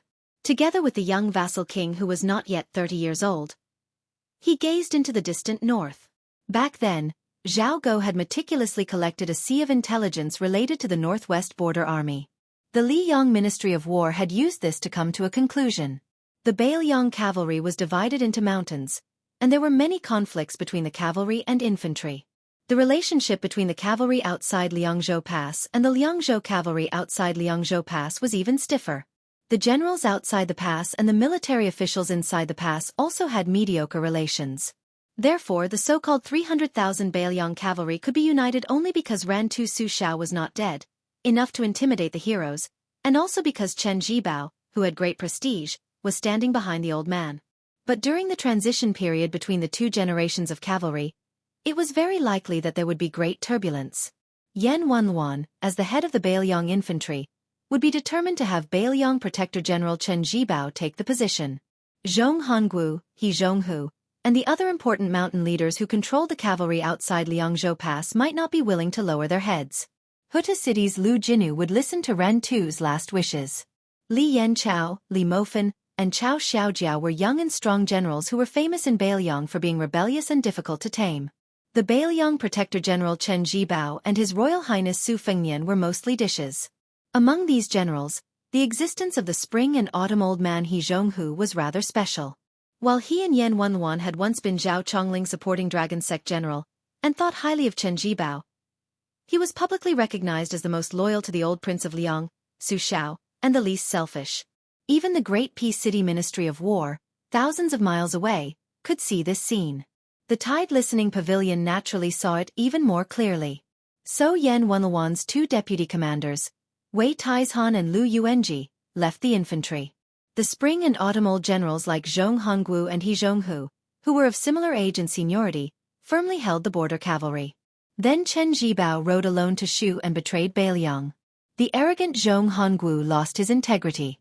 The power of the Bailiang cavalry was transferred to Yuan Zuozong, Jean Partridge, Zhou Kong, and the others. At the same time, the outsider great ancestor Gu was like a nail hammered into the infantry mountain as a deputy commander. Then, with His Royal Highness's approval and the secret support of Mount Qingliang, Chen Shiliang, a poor scholar from Gangnam-do, suddenly took power. While there was great resistance to the reform of salt and iron, causing Chen Shiliang to stumble and die, before some people could clap and cheer, Chen Shiliang started to set up 14 captains with real power. Su Fengnian, who had just been crowned as the king of Bailiang, was especially decisive.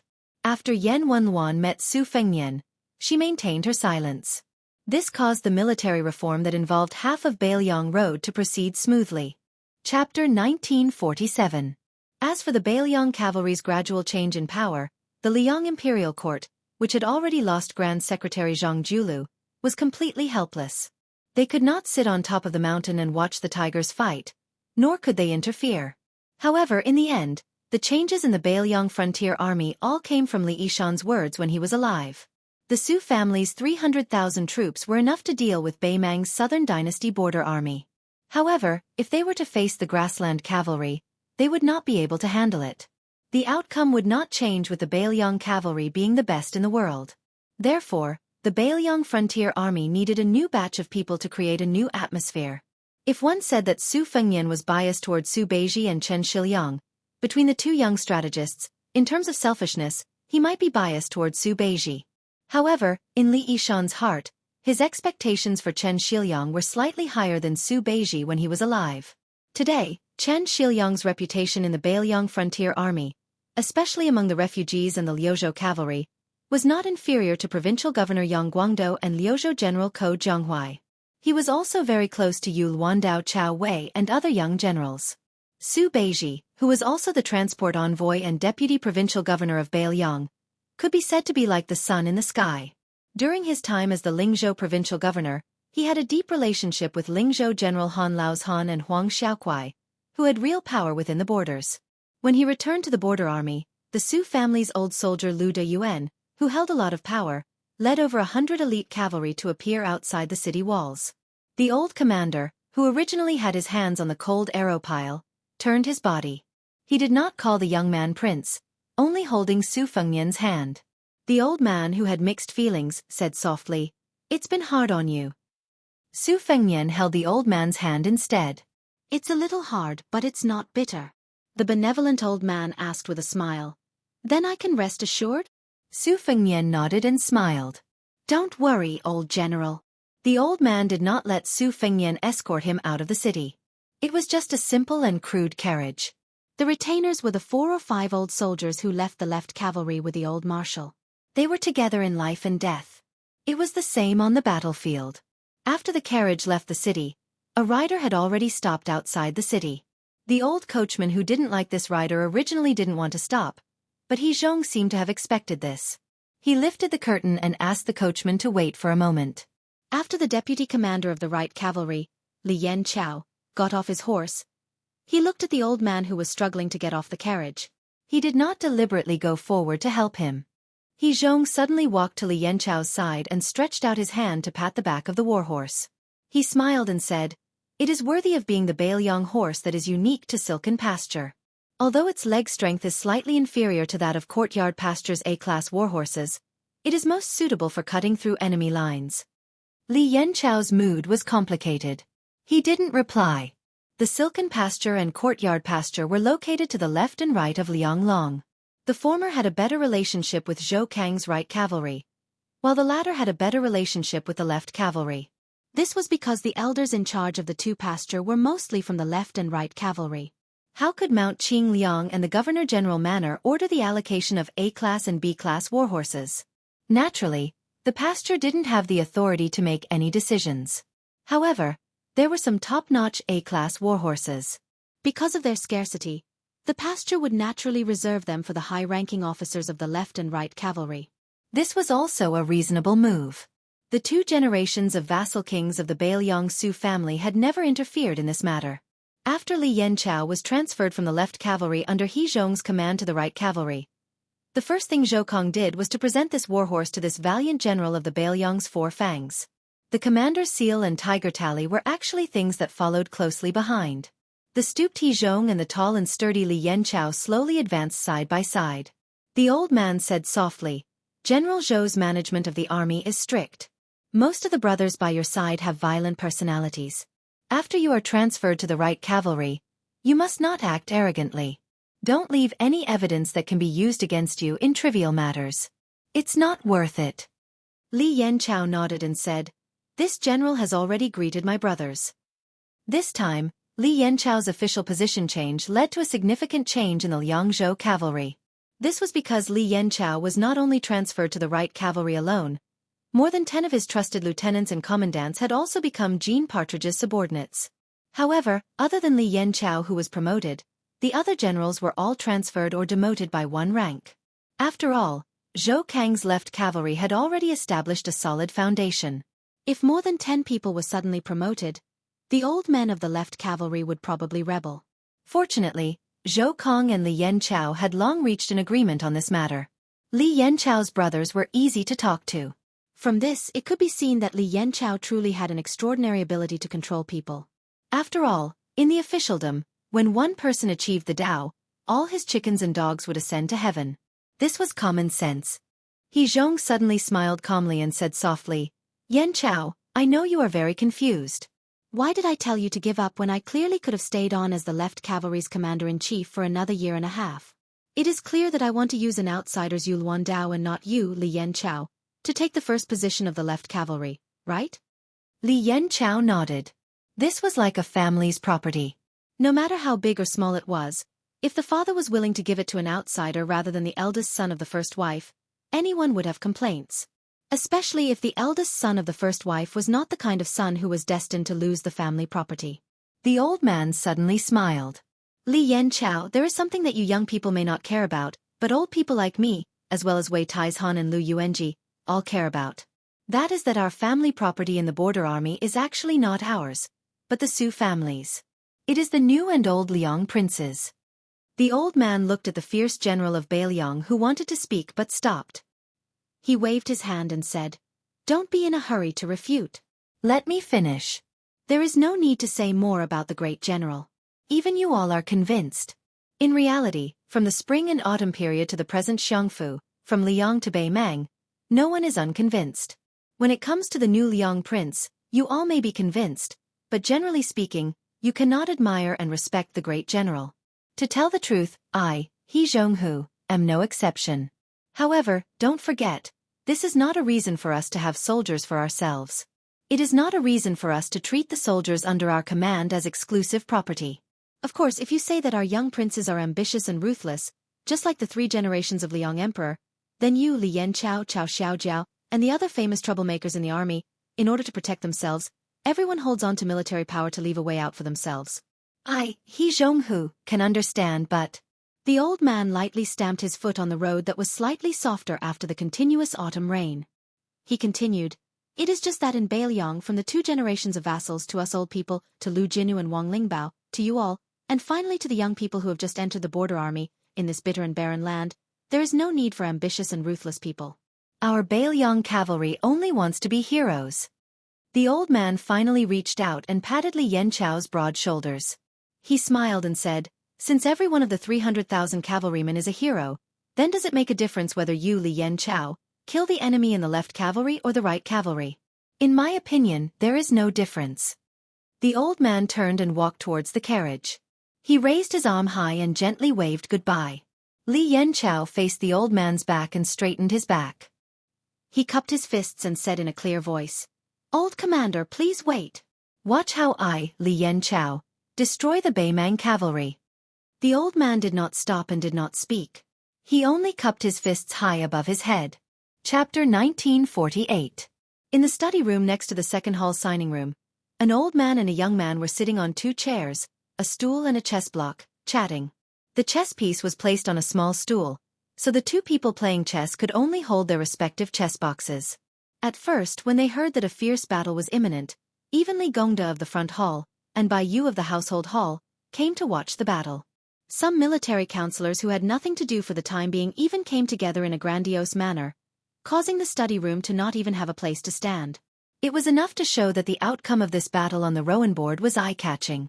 After all, one of the players, the young vassal king, was not only Li Yishan's brilliant disciple, he was also regarded as the younger brother of the 11th Dan great national player, Su Weisheng.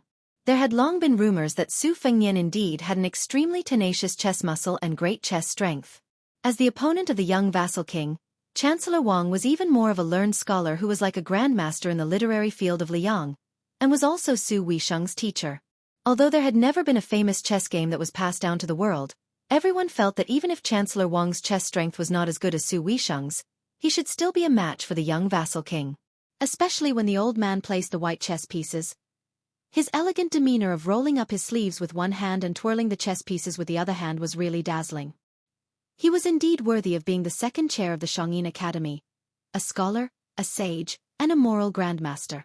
Probably because the old man's aura was too strong, almost no one saw the helpless face of the young king who was being challenged. Mr. White Lotus, who didn't care about trifles, squatted beside the chess block, wishing that he could stick his eyes on the chessboard. Along with Chang Sui, Su Huang, and Su Weisheng, Jean Bauscher was one of the disciples of Han Guzi. She stood behind the old man without any expectation. She didn't want to come here to make a fool of herself, but she couldn't stand this old man's pestering, so she pulled him here to boost her courage. In the old man's words, this old man and Su Fengnian's chess skills were on par, and the odds of winning were 50-50. If there was a peerless beauty by his side encouraging him, he would be able to take down the Su Fengnian in one fell swoop. However, Jean Bauscher knew the old man's chess skills very well. He was really a stinky chess player. Not to mention that he was miles away from her senior martial sister Su Weisheng. If she played against him, she would be able to beat the old man until he threw away his helmet and armor. She would definitely win every game. However, Jean Bauscher and Su Fengnian knew the true weight of the old man, but the people in the room and the heads crowding at the window didn't know. Therefore, after more than 10 moves, Bai Yu, who was proficient in chess, frowned and was confused. Those people who were in the dark felt that it was really King mysterious. Chancellor Wang was indeed a national chess player. Every time he placed a chess piece, not only did it return to its original state, but it also had a lingering aftertaste. It must be extremely brilliant. It must be their short-sightedness that they couldn't see the old man's profound layout. How could it be that the old man didn't have enough strength and randomly placed a chess piece? After about 30 moves, Li Gongda had already rolled his eyes and left with his hands behind his back. Many of the counselors who saw through the trick also silently left with a strange expression. Over time, when the chess game reached the ending stage, there were only 4 people left in the room. The seated chess players, the squatting Bai Yu, and the standing Jean Bauscher. The old man, who felt that the situation was very good, turned his head to Jean Bauscher and said proudly, "Daughter, how is it?" This old man's nickname of the chess saint, Iron Head Wang, is definitely not an undeserved reputation, right? How ferocious is his chess skills? Look at our Wang Ye, he is retreating step by step without any strength to fight back. The old man muttered to himself, "All right, I'll change my nickname in the future. I'll call myself Iron Cavalry Wang. It's exactly the same as the Bailiang Cavalry. Their battle prowess is the best in the world." Then the old man smiled and lowered his head to look at Bai Yu. "Mr. Bai Lian, you have been squatting on the ground for a long time. Are you deeply intoxicated and unable to extricate yourself? Don't worry, this old man can understand." Bai Yu raised his head with a blank expression. "My feet are numb, I can't stand up." The old man's mouth twitched, and he snorted coldly. Su Fengnian silently placed his chess piece and slaughtered a big dragon. In an instant, the white chess pieces were reduced to 7 or 8 pieces. The young king leisurely picked up the dead chess pieces from the chessboard and threw them one by one into the chess box on the old man's leg. The old man, who returned from the dumbfounded state, was about to stretch out his hand to stop the young king, but the young king squinted his eyes and said, "What, do you want to withdraw your chess piece? This time, you can withdraw your chess piece, but don't think about coming to the study room to play chess with me in the future." The old man weighed the pros and cons and laughed. "This chess game is magnificent and wonderful. This old man, although defeated, is still glorious." Bai Yu finally stood up, bent down and rubbed his legs, and said to himself, "In the future, if I come to this study room to watch people play chess, I will poke my eyes." The old man turned a deaf ear to his words and still had a satisfied look on his face. Jean Bauscher picked a chair and sat next to the chess block to help the 2 men clean up the chess pieces. The old man held the chess box with both hands, restrained his smile and asked, "Do you know what Nailan Yusi is planning?" Su Fengnian put the chess box on the corner of the chess block. "Generally speaking, He wants me to help Yan Qi King and his son to delay the grassland cavalry for at least 1.5 years. Chancellor Wang said in a deep voice. You agree? Su Fengnian leaned forward and pinched a chess piece with 2 fingers, smiled faintly and said, For this kind of thing, it's not about whether I agree or not, because it's meaningless. If I agree, do you really believe that Xian Liyang will treat the Bailiang frontier army well? If I don't agree, do you think the Bailiang cavalry won't fight the Baimang barbarians? Chancellor Wang's words were earth-shattering.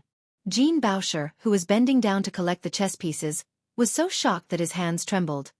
Then have you ever thought of meeting the old woman in private to divert the trouble? Let the Liang and Liao border army be in a mess, and then let Zhao Bing and Zhao Zhu, who have taken over Great Peace City, clean up the mess? Bailiang will reap the benefits. Not to mention anything else, at least there will be fewer deaths. Su Fengnian said calmly, I have thought about it. Jean Bauscher's eyes widened, his face instantly turning pale. Su Fengnian smiled. But it's just a thought. The old man's expression was dark and hard to understand. He stared at the young king's eyes, trying to find some clues. The old man let out a breath. May I ask why? Su Fengnian gently put the chess piece back into the chess box. It's hard to distinguish between black and white in the world. But there are right and wrong in the world. The old man said impatiently, You brat, to put it simply, don't try to mystify things just because Jean girl is here. To be honest, even if this girl is willing to like you, do you dare to like her? Jean Bauscher's face turned red as he stared angrily at the old man. Su Fengnian said helplessly, To put it simply, it's very simple. If Su Xiao was still alive, when faced with Northern Mang's million cavalry knocking on the pass and pressing down on the border, wouldn't he secretly run over to the old woman and tell her that he would lead the troops to attack Gujiantang, and that we would call a truce in Liangmang? The old man said exasperatedly, That's not the same. Su Xiao is Su Xiao. That old woman liked your father in the past, and your father as a man, couldn't put down his face and didn't want to open his mouth. There's nothing strange about that. But you, Su Fengnian, are different. Su Fengnian did not answer the question. He looked at the old man and asked, If the Bailiang cavalry doesn't fight, are they still the Bailiang cavalry? The old man slammed the box heavily on the chessboard and reprimanded, You're already at death's door. Why are you still acting like a hero? Su Fengnian's expression was normal. You can ask the Bailiang frontier army about this question and ask them if they agree. In the first battle of Liangmang, Liangzhou's Huta City, Liuzhou's Qingcang City, and Yozhou's Gourd Mouth, there were so many border soldiers. It's not that they're at death's door, they're already dead. It's useless to tell me that fewer people will die.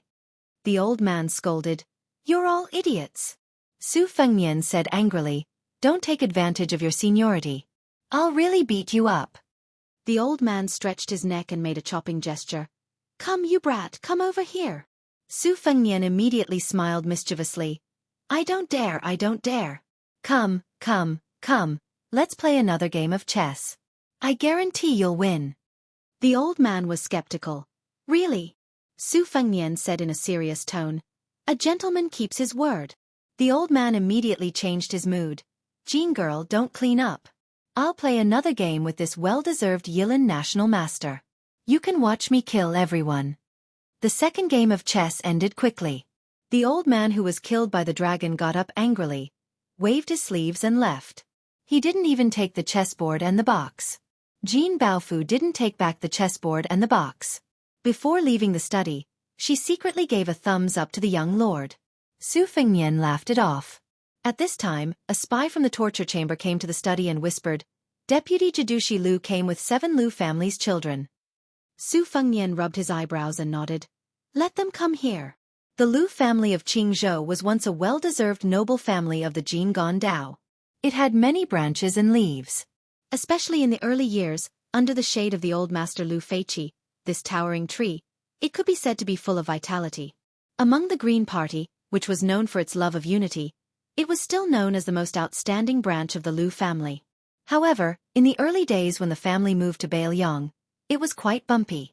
The children of the Lu family had no achievements in the officialdom of Liangzhou or the literary circle of Bailiang. The main reason was that Lu Dongjiang, as the head of the family, had no official position for a long time.